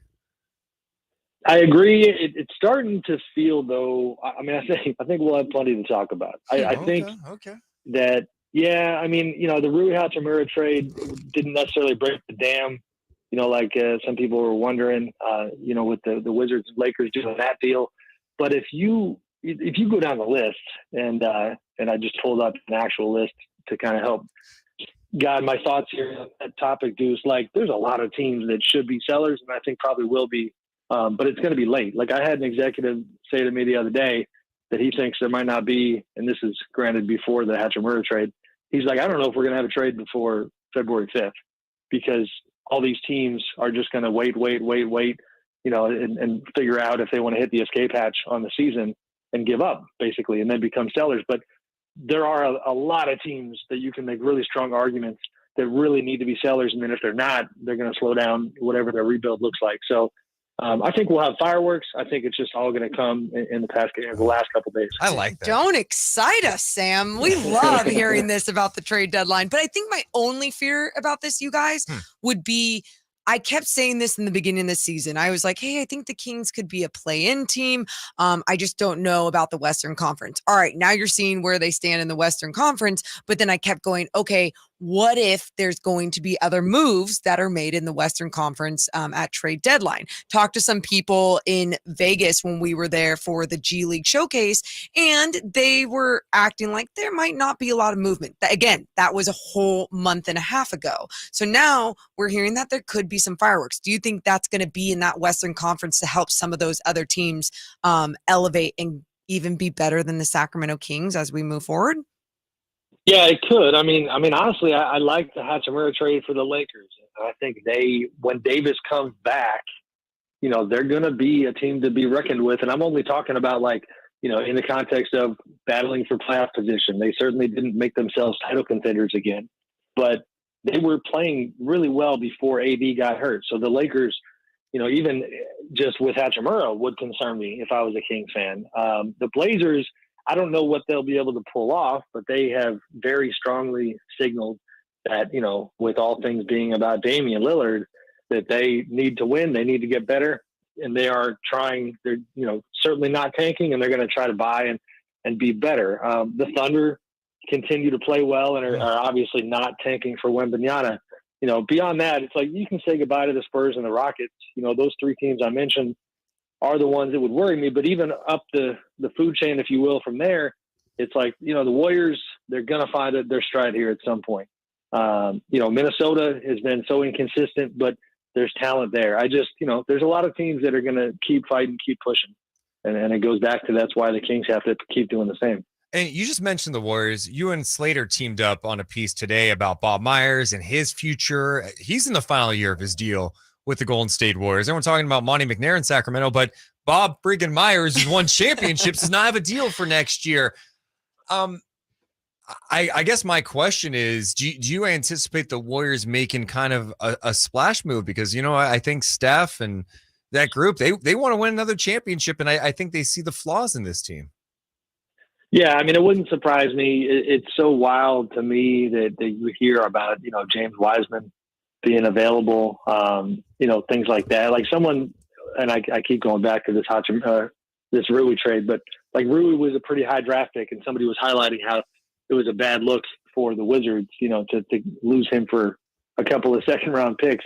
And you're sitting here thinking to yourself, like, James Wiseman was a number 2. You know what I mean? Like the idea that the Warriors are going to maybe get off of a number 2 pick this quickly shows the desperation, Deuce, that you're talking about, because it is a title or bust season for the Warriors. I don't mind admitting, like, I love as a writer, I love it when you have situations like this that are really compelling, and they kind of, a story like this Bob Myers one sets the stage for, January. So 6 months from now, we're going to know how the Warriors season ended, maybe 4 or 5 months from now. But the ripple effect from there is going to be massive because, it's going to lead to Bob's future and Clay's future and Draymond's future. And within all that, at the trade deadline is, without question, is Bob trying to find, some way to do right by Steph Curry, do right by even Andre Iguodala. That whole crew wants to get a 5th chip. And Bob certainly wants the same thing. So we'll see what he does. That's what I was curious about, because obviously, not only is it known that Bob Myers has the relationships that he does with a lot of these guys, but you guys mentioned it in that piece today as well on The Athletic. And I tell me if I'm wrong. If Bob Myers is gone, is that the start of the fall of the Warriors? Well, that's going to happen when the Kings eliminate him. Oh, but got it. And then the Okay. Bob Myers component. Yeah, for sure. It's funny, as a quick aside, I'll kind of blend it with the Kings discussion. I'll be honest, the longer that Monty didn't have a deal, and I was told I was barking up the wrong tree, but there was a time when I didn't know if maybe Vivek was dragging his feet because he loves the Warriors and he thought Bob might be available. You know what I mean? Yeah. And like I said, to be clear, was told that was not the case. But that is what Bob's reputation and his accomplishment breeds is kind of this idea that no GM is safe if Bob Myers is on the market. You know what I mean? Like, that's the reality of who he is. And so, yes, Morgan, I think it could be the beginning of the end. We hit on it in the story, and make sure I give credit to my other guy, Marcus Thompson, as well. The three of us did the piece together, but Steph Curry, it was written in no uncertain terms that it would be unsettling for him if Bob was out, and that word was chosen very carefully. And so I think we all know, like, the Warriors culture and their ecosystem. Like, if Steph ain't happy, nobody's going to be happy. And don't think that just because he's the guy, who is Mr. Nice Guy all the time, that he's above talking to Joe and saying, I really need this guy to be here. Damn, that's crazy. That's going to be a crazy thing to follow. Sam, I know you as a media member, you get a vote for all-star starters, right? Like the fans get 50%, 25% current players, and 25% media. Is that correct? Correct. You got it. Okay, so Bill Simmons, Zach Lowe, even JJ Redick, who was really critical of the Sabonis Halliburton trade, said, I'm going to vote Sabonis as a starter. Did Sam Amick vote Domas Sabonis as a starter in the Western Conference? Man, Deuce, are you putting? I'm forgetting here. Are you putting me on the spot, or did I already tell you offline? You did not tell me. You did not tell me. I didn't tell you. Now, I'm so happy that I did vote Sabonis, because that would have been such. You did? what a move that would have been if I didn't. He just would have shamed me on the King stage. Oh, for sure. yeah, It would have been yeah. a major Sam Amick heel turn. I know you're not watching us right now, but let me just tell you, I was on top of the studio table about to come through that camera. Okay, so you did vote for Sabonis. So, okay, so what? I did, yeah. Why did you feel like he deserved to be a starter? It came down to a couple of things. For one, I've always been really big on availability, and so whether it's the awards, like all the way up to MVP or All-Star, I just really think availability matters. So he's played the vast majority of the season. Also, again, kudos for playing through injury. He's really shown a gutsy side that I think deserves recognition as part of the calculus as well, because he is leading this team. Then when you compare him to essentially Larry Markkinen and Zion Williamson, both those guys have missed time. And then Larry's game, he's been great. You know, certainly not a playmaker, scoring the heck out of the ball, shooting the heck out of the ball, hitting the glass. But, you know, the Jazz team success-wise are not on par with the King. And so it became like one spot between the three of those guys.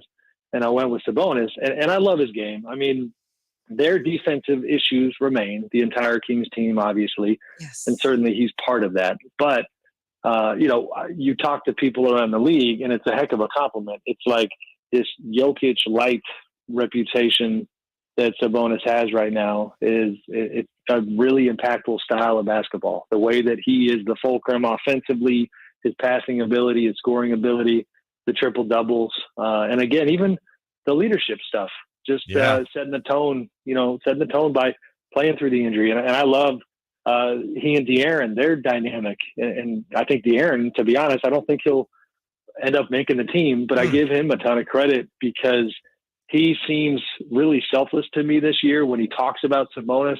Seems to have absolutely zero problem with the idea that he's sharing the spotlight in a major way right now. And so, I think he for sure should be on the team, and I've got him as a starter.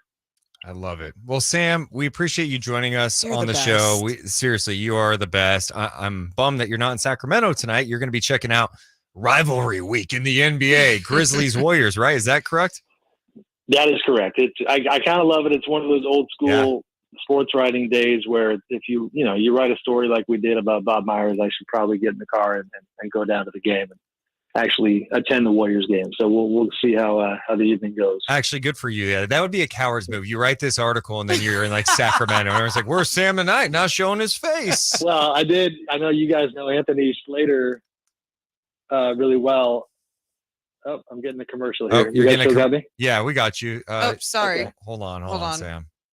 It was Chris. Go, proceed if you're good. No worries. I was going to say, I know you guys know Anthony Slater well, and I did joke with him earlier today as we were talking on the phone. I was like, all right, buddy, I'm really starting to feel like this Kings-Raptors game is the way to go. You have fun down at the Warriors game. Yes! No, I'll be down there. Although I actually heard I don't think Bob's going to be at the game. So, what do you know? Bob's dodging you. Okay, I okay. see how it is. Well, Sam, seriously, keep up the great work, and we'll see you soon.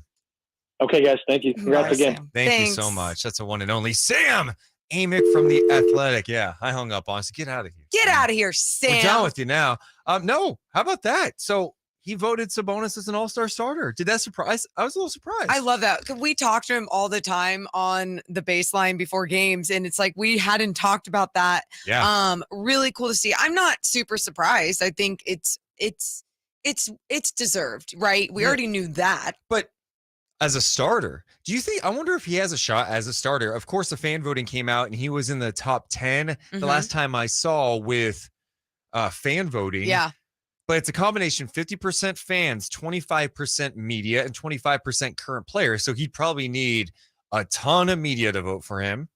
And then a ton of players. I don't know. Maybe he's got a shot. Yeah. That would be pretty wild. No, I think he has a serious shot. And I say that, Deuce, because you and I were talking about it the other day. And we were saying how, wow, Sabonis, I mean, he could be in that top 5 MVP conversation. Oh, absolutely. Right? Like with everything he's doing for a team. So why wouldn't he be in that conversation as an all-star starter in serious talks? Man, shout out to everyone joining us live today. We got people on YouTube hanging out with us the whole show.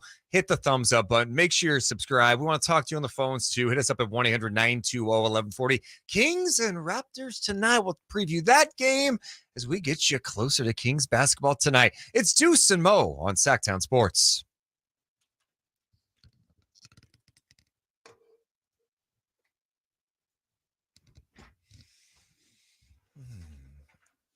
Joe says, can you guys get Jay Will? I would love to get Jay Will on. He is, I feel like he's a hard guy to track down sometimes. I know that the NBC was trying to get him for pregame because they just had Mike Bibby on, just like we did, by the way. Yeah. Tyler says, you guys are killing it. Tyler, thank you for the support. You guys, the support has been big as we try to grow this channel at Sactown Sports. And it's, I don't know, as a sports fan in Sacramento, I don't think there's a better time right now because your team's doing well, right? And when you have a station like Sactown Sports that's devoting live programming 6A to 6P, you got other shows in the market. You've got a ton of awesome podcasts. I mean, it's just an influx there. I mean, we have a podcast. We do chats after, like, it's nonstop. We did an emergency pod yesterday, you know, like anytime there's breaking news, like we just come on because it's fun to be with the community and talk about. So thank you for always joining us here, there, and everywhere else. I keep pushing out to that. I'm like, hey, you guys should watch some Stockton Kings basketball tomorrow. We're on the call. Stockton game tomorrow. Josh Jackson in the building. Nice. Josh Jackson. Julia, thank you. Saying, I love listening to you guys. Thanks, Julia. What's that Kings fan has a great question. What's up? Do you think with the players vote, do they only vote for themselves and teammates for All-Stars? Or do you think they really take it seriously? I definitely think it's just like any place where like you have people who take it seriously. And I guarantee you we're going to see like someone vote for, I don't know. Matthew Dellavedova. If Delly gets some votes, you know what that means? We try and get him in. No, someone in the Kings locker room voted for him, and we're annoyed because they didn't take it serious. Oh, you're right. Honestly, I would take it serious if I was a player because, like, people get bonuses and, like, you love the game. Don't just, like, joke around and go, hey, I'm going to put Keon Ellis there and Amias Queta. It's like, no, like, be real about it. I'm with you. I think it's, like, disrespectful to the game to not just take that one extra thing seriously. You know who would not take it seriously? Pat Bev. He would be the person that's like. I thought you were going to say Buddy Hield. Him too. Buddy just puts his name in 5 spots. There you go. There you go. 100%. Do you think Kevin Huerter is going to be in the 3-point shootout? I hope so. I think that would be really cool. Really quick, Adrian's wondering if Sabonis' double-double streak ended against the Sixers. No, it has not ended. No, he had that was a triple-double streak that ended. He had 16 points and 10 assists, 9 rebounds in the game. So, yeah, the double-double with points and rebounds ended, but He's like on his the double-double streak. 24th, maybe? The last time he did not have a double-double. Oh, wait. I can look at my email. I can tell you right now. Yeah. The last time he did not have a double-double was December 3rd, and it was that blowout game against the Clippers. That was the day my grandma's funeral. Oh, that was that day? Yeah. Not funny. They went to LA. He had 24 points, 6 assists, 5 rebounds. He did it in 26 minutes. And the Kings are up so big. They won by 27 in that game, so he didn't play much. So that's the only reason that streak. Otherwise, that streak would go back to the San Antonio game where they won 118. If the Kings are, it's not a blowout, he's going to get a double-double. He's going for his 24th consecutive double-double tonight. So that's the actual number. He has 23 straight double-doubles. And last time the Kings played the Raptors, what were his numbers in that game? Let's find out. Well, and also, do you want to know, fun fact, last player with more double-doubles, consecutive double-doubles? Kevin Love. Nope. Are you sure? This one says last player with more was Dwight Howard, 33 in 2011. Huh. I thought Kevin Love had a longer streak. It's not that factor. By the way, last time the Kings played the Raptors in Toronto, the Kings won by a point. He had 21 points, 20 rebounds, 7 assists. Okay. Sabonis. Can I get a they just don't Sabonis? I mean, what big stopping Sabonis? Oh, with Raptors? Yeah, exactly. No, exactly. Yeah. Yeah, no, with Raptors. With Raptors, exactly right? Attacking. The Raptors? He is really strong. Emiliano says Russell Westbrook will vote for himself. Correct. Oh, did you guys know that the NBA All-Star team is actually like, you know how they announce like who's on the team. But you know how they used to do the draft on TNT where like the two captains pick the players? Yeah. This year, they're picking the teams, like the actual like players for each team right before the game. So like the captains, I think, or the LeBron and Durant, I think, or I forget who it is. Well, but they will pick live before the game. Kind of like when you're about to play at the party, like, I'll get that guy. Who's getting picked last? I can't wait. Aww. I think Sabonis is one of the last picks. Yeah. That'd be annoying. Whatever. And then he's going to dominate. That is weird. Oh, man. Omar says Kevin Love is right. Yeah, I think I do think I'm right on that. I'm not saying you're wrong. I'm just saying that's what this says. Who's going to be the last pick? Yep. And do you shoot for take? Do you shoot for take? That's a good question, Deuce. Thank you. Oh, Are you nervous about this game at all? Yeah, I am. Oh, I'm sorry to bug you. No, you're not bugging me. Are you busy? No, I'm just looking up that stat and saying, why is it wrong?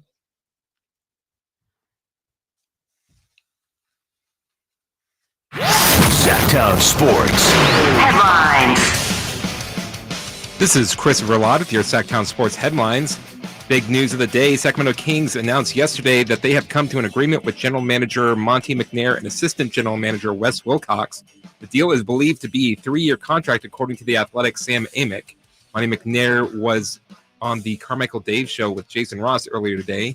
You can listen to the full interview on SactownSports.com. Sacramento Kings homestand comes to an end tonight when they host the Toronto Raptors. Following the game, the Kings will go on a 7-game road trip. You can listen to the game starting with game night at 5:30 right here on Sactown Sports. It is 1:29. Time check is brought to you by West Coast Men's Health Acoustic Wave Therapy. Now back to the Deuce and Mo show.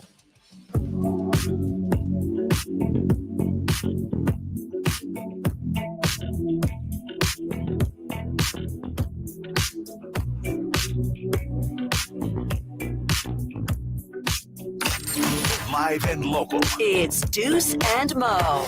Watch the show now on YouTube.com/Sactown Sports 1140 or listen for free on the Sactown Sports app. Morgan's a little uncomfortable with my dancing as we waited for that I drop. think everyone's uncomfortable with your dancing. Appreciate everyone joining us on the new show, Sactown Sports. Deuce Mason, Morgan, Reagan. And what a day today. What a great day. What a great day. And a ton of awesome content. As Chris mentioned during his update, Monte McNair was on the morning show with Dave and Jason talking about his new deal with the Kings. And if you missed that conversation, it's on the Sactown Sports app or SactownSports.com. You can also watch it on the YouTube feed, youtube.com/Sactown Sports 1140. Same with our conversations with JE Skeets. Yes. Talked about his love for the beam. Also, Sam Amick just joined us moments ago, and he said he voted for Sabonis as an all-star starter. We'll find out how that all unfolds soon. The other wrinkle, too, with the NBA All-Star Game this year What's that they just wrinkle? announced. So you know how, like, for the last couple of years, they've had the two captains on TNT, and they pick the players on, like, the TNT pregame show on Inside the NBA with Kenny, Shaq, Charles, and Ernie. This year, they're actually picking the teams right before the game. So both captains will be on the court, and they'll be picking, I'll take Harden. I'll take... Oh, Harden. Is Harden going to be on it? I don't know. De'Aaron, Sabonis, you know. I'm really eager to see that. Like, because, you know, the person who's picked last. Drama. What's that say? You love drama. You love drama. I thought it said something about LeBron for some reason. Maybe I'm losing my hearing. Idiot. It's going to be interesting to see who gets picked last. But that's okay. I want pettiness. No. Give me pettiness. I'm cool with pettiness. I love all of it. Oh my gosh. But you know what pettiness does to me? What's Makes that? me feel really uncomfortable. And I hate feeling uncomfortable. And I hate feeling bad for people. And I don't like that I'm going to have to feel bad for someone. And You love pettiness and hate pettiness. Correct. Like Yeah. when it's in Real Housewives form, yes, please. I don't know them. When it's in NBA form, I'm like, oh, but like as a basketball player, you lose your confidence. Like, What will be cool, though, is the last pick. As soon as they get on the court, they're Why? just going to try and take over. It just depends who it is. I want it to be super petty.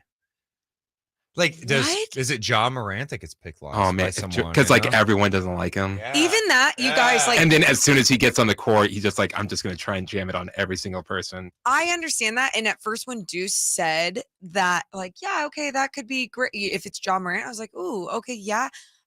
There's something about me that just feels bad. I don't know what it is.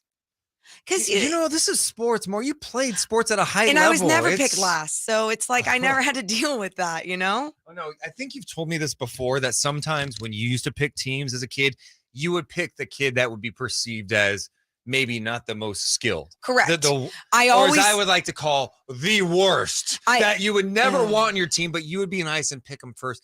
Just because you would want them to feel good, which is super nice of you. No, they'd get picked second because at first I want to get obviously one solid piece on the team, and then you pick them second to like be like, okay, let's be nice. Can we just talk about how you're just the ultimate hypocrite? Oh, you're worried about, you're feeling bad about that. But again, yesterday we talked about this. You laughed out loud when Brett Maher had that kick blocked in that playoff game against the Niners. I don't connect with football players. Garbage, yeah. Wait, what was that again? You are nothing but garbage, yeah. I don't.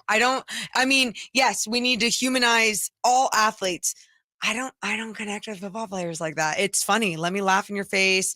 Hope you all get picked last. You're all dumb. But with basketball players, there's just little teams and they just try so hard. It feels so bad. Appreciate everyone in the YouTube chat. Can we close? We've got like 26 minutes left in the show. Actually, like 20. Can we get the 300 thumbs up? Yeah, we need to keep the streak alive. We've done it 2 days in a row. Let's get to 3 days of 300 thumbs up. All it does is help the channel grow. It keeps this rolling so we get more and more content on Sactown Sports. You got a 6A to 6P Monday through Friday. Don't forget about Chris Watkins and Kings Weekly on the weekend. Oh, he does that show too, live on YouTube. So make sure you hit that thumbs up button if you like live content. Let's check in with Chase. What's up, Chase? Hey, Chase. Oh, Chase is gone. Bye, Chase. You chased him off. Oh, Chris I Verlon. like it. He has jokes. Here's something that was brought up in the YouTube chat during the break that I wanted to ask you about. We talk about like the fan voting in the All-Star game for the NBA being decided, the starters, 50% fans, 25% media, Sam Amick voting for Sabonis, and 25% by current players.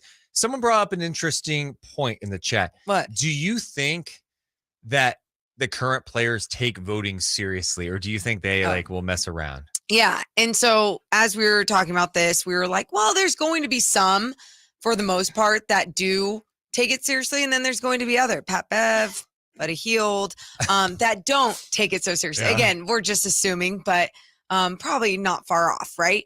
And I think, and I hope that guys do take it seriously, just to respect the game, respect your teammates, respect the people that you're battling it out there with. So let's say Sabonis is going to be there. Fox has a shot. Kevin Huerter, I think, has a shot at the 3-point shootout. Love that. The Rising Stars game, Keegan's going to be in. Oh, yes. Right? Yes. Maybe Davion, maybe, right? Sophomore. Second year, maybe. Yeah. I don't know. But Keegan for sure is going to be there. What do you think? How do you think he's going to feel about participating in that game? Wait, no, I think Keegan Murray is with us. How does Keegan feel about this? Apparently I'm not the only Keegan Murray impersonator here. Okay. So let's Chris Verla claims he's got a Keegan Murray that is, not only does he have one that's better than my Keegan Murray. Let's also note a couple things, because every time I do a Keegan Murray, people get offended by it as if I'm taking a shot at him. I love Keegan Murray. I love the guy. I just love kind of his demeanor. Yes. Just kind of like, oh, shucks, I'm just happy to be here type thing. It's fun. Chris is trying to go head to head in a little Keegan-off. Okay, so I'm going to ask Keegan number 1 is going to be Chris Verlad. Okay. Keegan number 2 is going to be Deuce Mason. So we're going to go straight first to Keegan number 1. Okay, Keegan. wait. The chat needs to decide who wins too. So let us know who wins a Keegan-off in the chat. Keegan 1 is Chris. Keegan 1, are you excited to be in the Rising Stars game?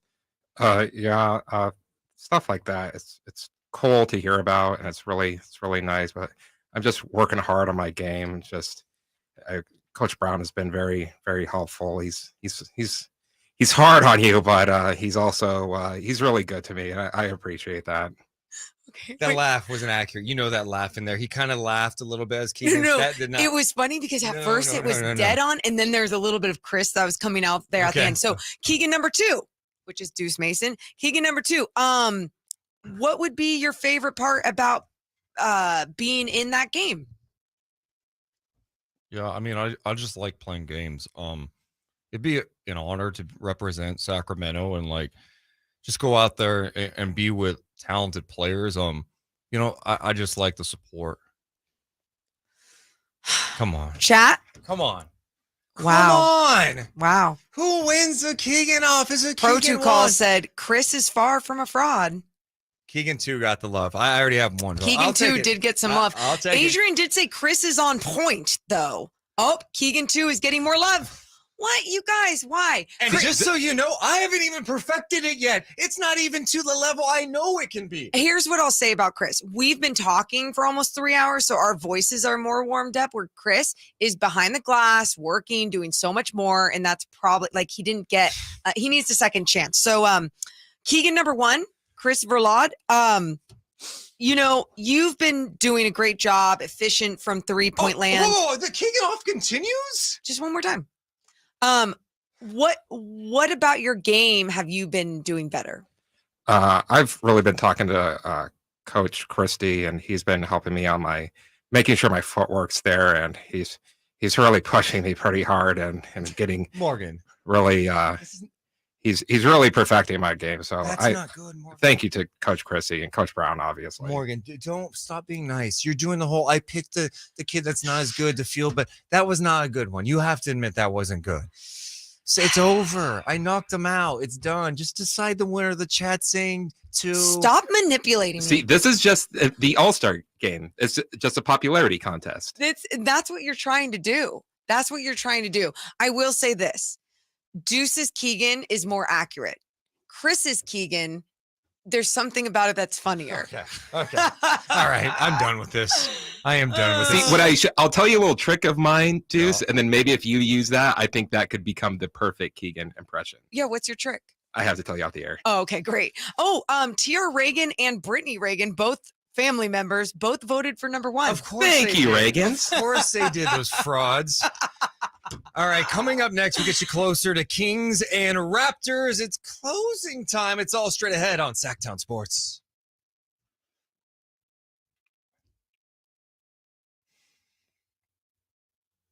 Kings Raptors. Oh my goodness. Oh my goodness. I'm so excited. Dude, and by the way, everyone too, we're going to be talking some Niners tomorrow as we get closer and closer to the weekend. I just saw some more Niners stuff and I'm like, oh yeah, I forgot we still have. Well, I mean, the game. It's coming up. I mean, we have the game, but we also have some great conversations coming up. Chris too. Biederman coming on the show tomorrow. Hey, yo. Morgan claims, she said, Deuce, Dante Whitner's confirmed. I was like, do you really want to say that? I did not say that. And So, I told you. That's why I didn't want He's going to come on. You just follow up with him. He Just be like, didn't hey. text me back yet. And then you text him, be like, hey, just want to follow up. If you're good for Friday, let me know. It's not difficult, okay? It is. No, it's not. I hate bothering people. You're not bugging him. You're giving him an opportunity of a lifetime. He's never been on the opportunity of a lifetime. That's how you need to sell it. Yeah, Chris, stop laughing. Keegan number 1. So dumb. Tyler says, nice to have you guys back in the afternoon. It feels like it was just years ago when you guys were on in the afternoon. It was like, that was like 8 years ago. We were on noon to 3 on Sactown Sports. Yeah. How crazy is that? We're back, baby. Tom says that Keegan too kind of sounded like Beavis. I have noticed that a little bit. I've been concerned about that. I think you've mentioned that. Yeah. You know what Chris needs to do? He needs to draw his words a little bit more. Yeah. And he sound no. I need more of that, Chris. And maybe that's who he sounds like. He sounds more like Chris Murray, not Keegan. But the key is you have to do that like laugh. You have to do that. There's no laugh. Yeah, he does. No. Matt Barnes got him to smile in our post game the other night. Well, he forced him to He smile. begged him to smile. He was like, "Can you Yeah. just give the Kings fans a smile for everyone at home?" And he's like, "Okay, okay." No, I'm not good at doing a Keegan. I don't give it justice.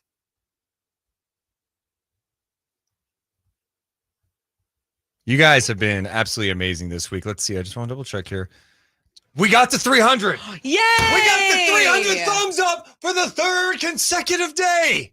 That's big. you. No, that's huge. I'm Thank telling you, that's really big. So much. And that just all that does is make sure more people, Kings fans and fans around the world, get to see this channel. Dude, you guys, like we said, all about the algorithms. Yes. Let's see. You're not Woj.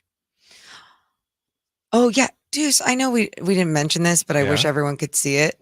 Kuz's outfit from last night. Oh my I sent God. that to you. Kuz's outfit last night. Yeah. What's up with covering the face? Why is that a thing that's now? I don't know, I mean, I don't mind that. but I kind of like it. Yeah. What's Yeah, up? yeah. You know, like I don't. What is up? Do you need this? Do you need this? Or do you want me to just put him in the shot? Yeah. Yeah. Oh, God. Oh yeah, Yeah. it's just a little Oh, come on remote. now. The only thing is you don't see the monitor, so you have no idea what it's doing. Oh, No, you're but I'm going on zooming the, oh, there out. it is. There it is. See, I'm zooming out though. Yeah, you guys, come on now. I'm a set director. Oh yeah, hold on, and then I'm gonna make it go. Oh no. Omar says you guys should have a mini beam in the studio. We're actually working. My guy Dave Lack actually is getting us a I little know. gold 1 center I with the wasn't gonna beam. tell everyone yet. You know, It's gonna like, oh That's- yeah, I got that's Ramie for in the night shot. chat. That's perfect. Yeah. Um, Our guy Brendan in the chat, Kings Pulse. I will say Chris Watkins is a good Keegan. Impressed. really?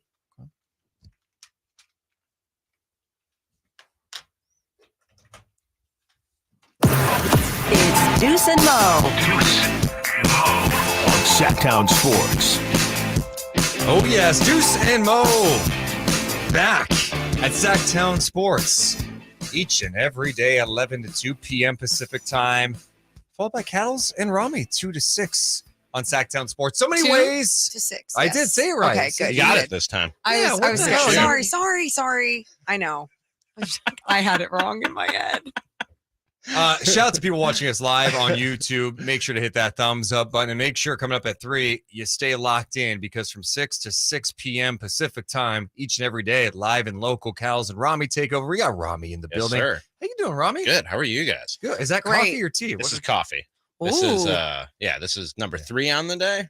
Whoa. I'll have another one during the show. Whoa. 4 hours, man. So you get, I mean, I got to get juiced up. what about yeah. bubble guts? I got to Like, get you know- gassed up. Bubble guts, gassed up. I love you guys talking. We're just gonna go straight into poop Oh, talk I right wasn't. now. I wasn't saying I gassed know, up I'm like kidding. that. He No, was. he was. He was talking about You're poop. so He was gross. definitely talking about poop. No, it doesn't. Caffeine doesn't affect me the way it does most Yeah. people, man. I mean, don't know, I it's drink weird. too much coffee too. Aren't I you do. drinking liquid death? I am drinking liquid It's literally death. called liquid death. Like, Well, and you're shocked by my coffee No. consumption. You know, It's sparkling This is water. sparkling water. is it really? Yeah. See, you got fooled by the Liquid marketing. death is sparkling You water. know that? That's all it is. Yeah. That's all that it is. Water.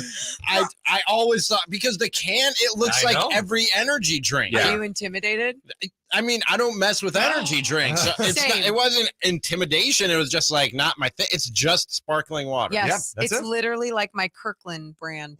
Why would you call it liquid death? Because You're it gets scaring your people- attention. No, you're and scaring you look at people the away. can and go, "Oh wow, it's just straight from the Alps." Scared me away. Great. I just thought Monster Energy drink when I No. saw that can. Would I know. never mess with that. Yeah. Wait, you don't mess with energy No. drinks, right? Yeah, no. Gross.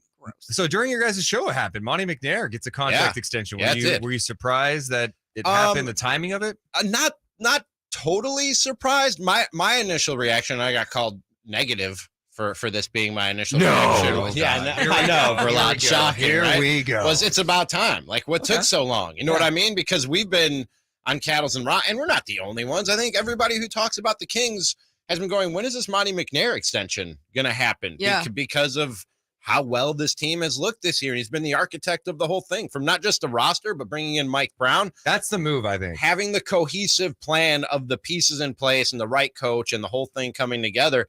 I said if I was Monte McNair, I might just back out of contract talks with the Kings and test the waters in the offseason. And to great the quote philosopher Pusha T, yesterday's price is not today's price. That's not, we actually said that to this station when we were talking about, hey, yesterday's price is not today's price. Yeah. Wait, who's Pusha T? It really is Pusha T? I believe it is Pusha T, if I'm not mistaken. I do think Fat Joe said it too. I mean, more than one person could say it. Who said it first? I thought it was Pusha T. I don't know. No, you could be right. It could be Fat Joe. Either way, that's hilarious, and it is the truth. And people thought that was negative. I mean, yeah, to an extent, it was. People were saying just enjoy the moment, just be happy that it happened, and I am happy that it happened on a number of levels. Obviously, he's the performance; he's done a good job, but also the stability, like the whole thing of a coach not being the general manager's hire and constantly going through that and hiring a new coach, then hiring a new GM. Then that's no way to run an organization, and you're never going to find like some stability and some consistency. And I think that's huge that him and Mike Brown are sort of attached at the hip now. What do you think is his next biggest challenge as a general manager? I think something needs to happen at the trade deadline here. He needs to find a complementary piece to make them that much more dangerous in the postseason. Maybe two pieces. Nick is constantly banging the drum that they need both a wing and a backup big to come off the bench. I'd be good if they just got the backup big. I think I'd be okay. I think I'd be all right there. Domas Sabonis needs some help, and they just need some help in the rebounding department. Yes. Altogether, because that's one of the things that when the Kings lose, you can almost every time check the box score, and they got killed on rebounds, second chance points, and points in the paint. They need somebody to who can do some work on both ends of the floor around the rim. You know, and I think that's what we keep saying here in this city too. We're like, they need somebody. But then when we look out there, we go, who? But not only that, you guys, then we go, who? We can name a few guys, but then it's like, why is that team making that move? You know, and I think that's the toughest part about this trade deadline, who the buyers, who the sellers are going to be, how everyone's going to go about it, and how aggressive the Kings can actually be with some of their pieces that they have. I really like the idea of, am I getting the right Plumlee? I get my Plumlees mixed up because the Plumlee family has now you're making created more pro players than a lot of college programs. I think I'm talking about Mason Plumlee. I think I want Mason Plumlee. I think that's the guy that I want. I think he fits perfectly with what they do. He can bang around the rim a little bit. He's a playmaker. He's not as talented a passer or doesn't have the vision of a Domas, but in that same sort of mold, and somebody who I think fits in perfectly and seamlessly. If the price isn't too high, I think that's the guy I'm targeting. Somebody in that mold of a Mason Plumlee. Is that okay? Mason Plumlee. All right. We got the right Plumlee. What are you guys doing on the show today? Anything major? Well, we want to talk about now. What does this mean for Vivek? How are Kings fans feeling about Vivek after the signing of Monte McNair? Because there was, I think, some mistrust there, and maybe not the greatest of vibes coming into this season. Has he earned your trust back? And are you feeling good vibes about the team's owner? Also, plenty of 49ers talk. Rob Stats Guerrero joins us every Wednesday at 5:15 to look ahead to the NFC Championship this weekend. NFC Championship. Can this you weekend, believe? Man. I know. I can't wait. Super with Brock excited. Purdy at quarterback, just like everyone predicted. Just like we all predicted, the third quarterback, the last guy taken in the draft. Let's get to closing time. Closing time. It's closing time. But before we go, you know we have to give you a last call. All right, Kings and Raptors tonight. Last I saw, OG Anunoby questionable. Seems like he's questionable to play pretty much the whole year. Okay. Who you got, Morgan? I hate making I know you predictions. do. Come on. I'm scared, but I'm gonna go Kings. I'm gonna go Kings, especially if OG's not playing. And again, we've seen what the Kings have done even without some star players being out. But at the same time, I think Kings just have a good rhythm right now. They really want to protect that home court. I'm going Kings over the Raptors. Yeah, I'm going to say Kings as well. I like this matchup, especially if OG is out. Even if he's playing, I think I'm going Kings in this one. They keep rolling. We were talking about rivalry week in the NBA. They're trying to make it a thing. I don't think there are a ton of great ones right now in the NBA. I didn't know that was a thing. Like a commercial ran for it the other day, and my girlfriend was like, "What's rivalry week?" I was like, "You know what? You got me. I don't know. Like, I like to answer her sports questions and teach." And I was like, "I got nothing. I don't know. I don't even know what that is." Yeah. Do you have like a rivalry? I guess like the closest I feel like in today's NBA is Grizzlies Warriors. Yeah. I feel like NBA rivalries are kind of passing these days. You know what I mean? Some bad blood brews between two teams, then players go elsewhere, it goes away, and then it pops up somewhere else. That's what we were saying. There were just like, there's so many different definitions of what a rivalry is, or maybe you have your own rivalry or a different tier of rivalry. Sure. And we think right now with the Memphis Grizzlies, everyone just hating them, we're like, cool. Anyone that they play, it's just like, you feel that urge. You want them to beat the Grizzlies. I get the sense Kings fans have the most hate for the Lakers. Am I right on that? Okay. Yeah, for It's sure. still there. That's I what don't know I if think I called it a different. rivalry. Exactly. Right, because I don't think this current group of Kings players goes, "Oh, I hate the Lakers." There's not that animosity between the two teams. So I don't know. It is weird to think about that. And I know they're trying to push a rivalry week and all that. It's just not totally there. I wish it was. I want more of it for sure. And I'm sure. I mean, and I think that's the one thing with the NBA where in the NFL, divisional rivalries matter. They really do. No one's going, "Hey, the Pacific Division matchup, Suns Kings tonight." Oh, You know Suns what I mean? Kings, baby. That old classic matchup. Man. Strike up the music. This day, 2016, a couple of this days for you guys. Okay. You know, DeMarcus Cousins scored 56 points this day in 2016 against the Hornets. The Kings lost.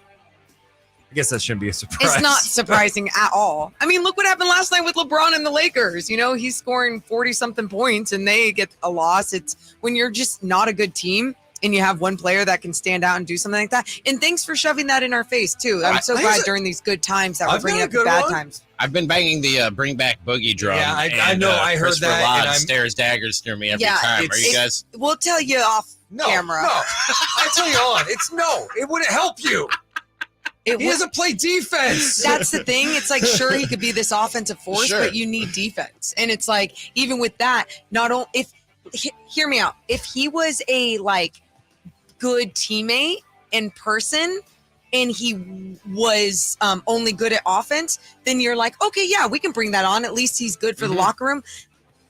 People change. Just like organizations change. The Kings have changed. DeMarcus Cousins. Look at me in the eyes and just trust me. This day, 2018, a good one. A good one for you. Okay, what? This day, 2018, De'Aaron Fox in Miami. Remember, Bogey went for the win. It went back rim. Fox flew in for the putback jam, and the Kings ended a long drought. They beat Miami in a high-scoring affair, 89-88. Yeah! Wow. I like it. Don't go anywhere. Cattles and Ramie take you all the way up to Kings basketball tonight. They're coming up next on Sactown Sports.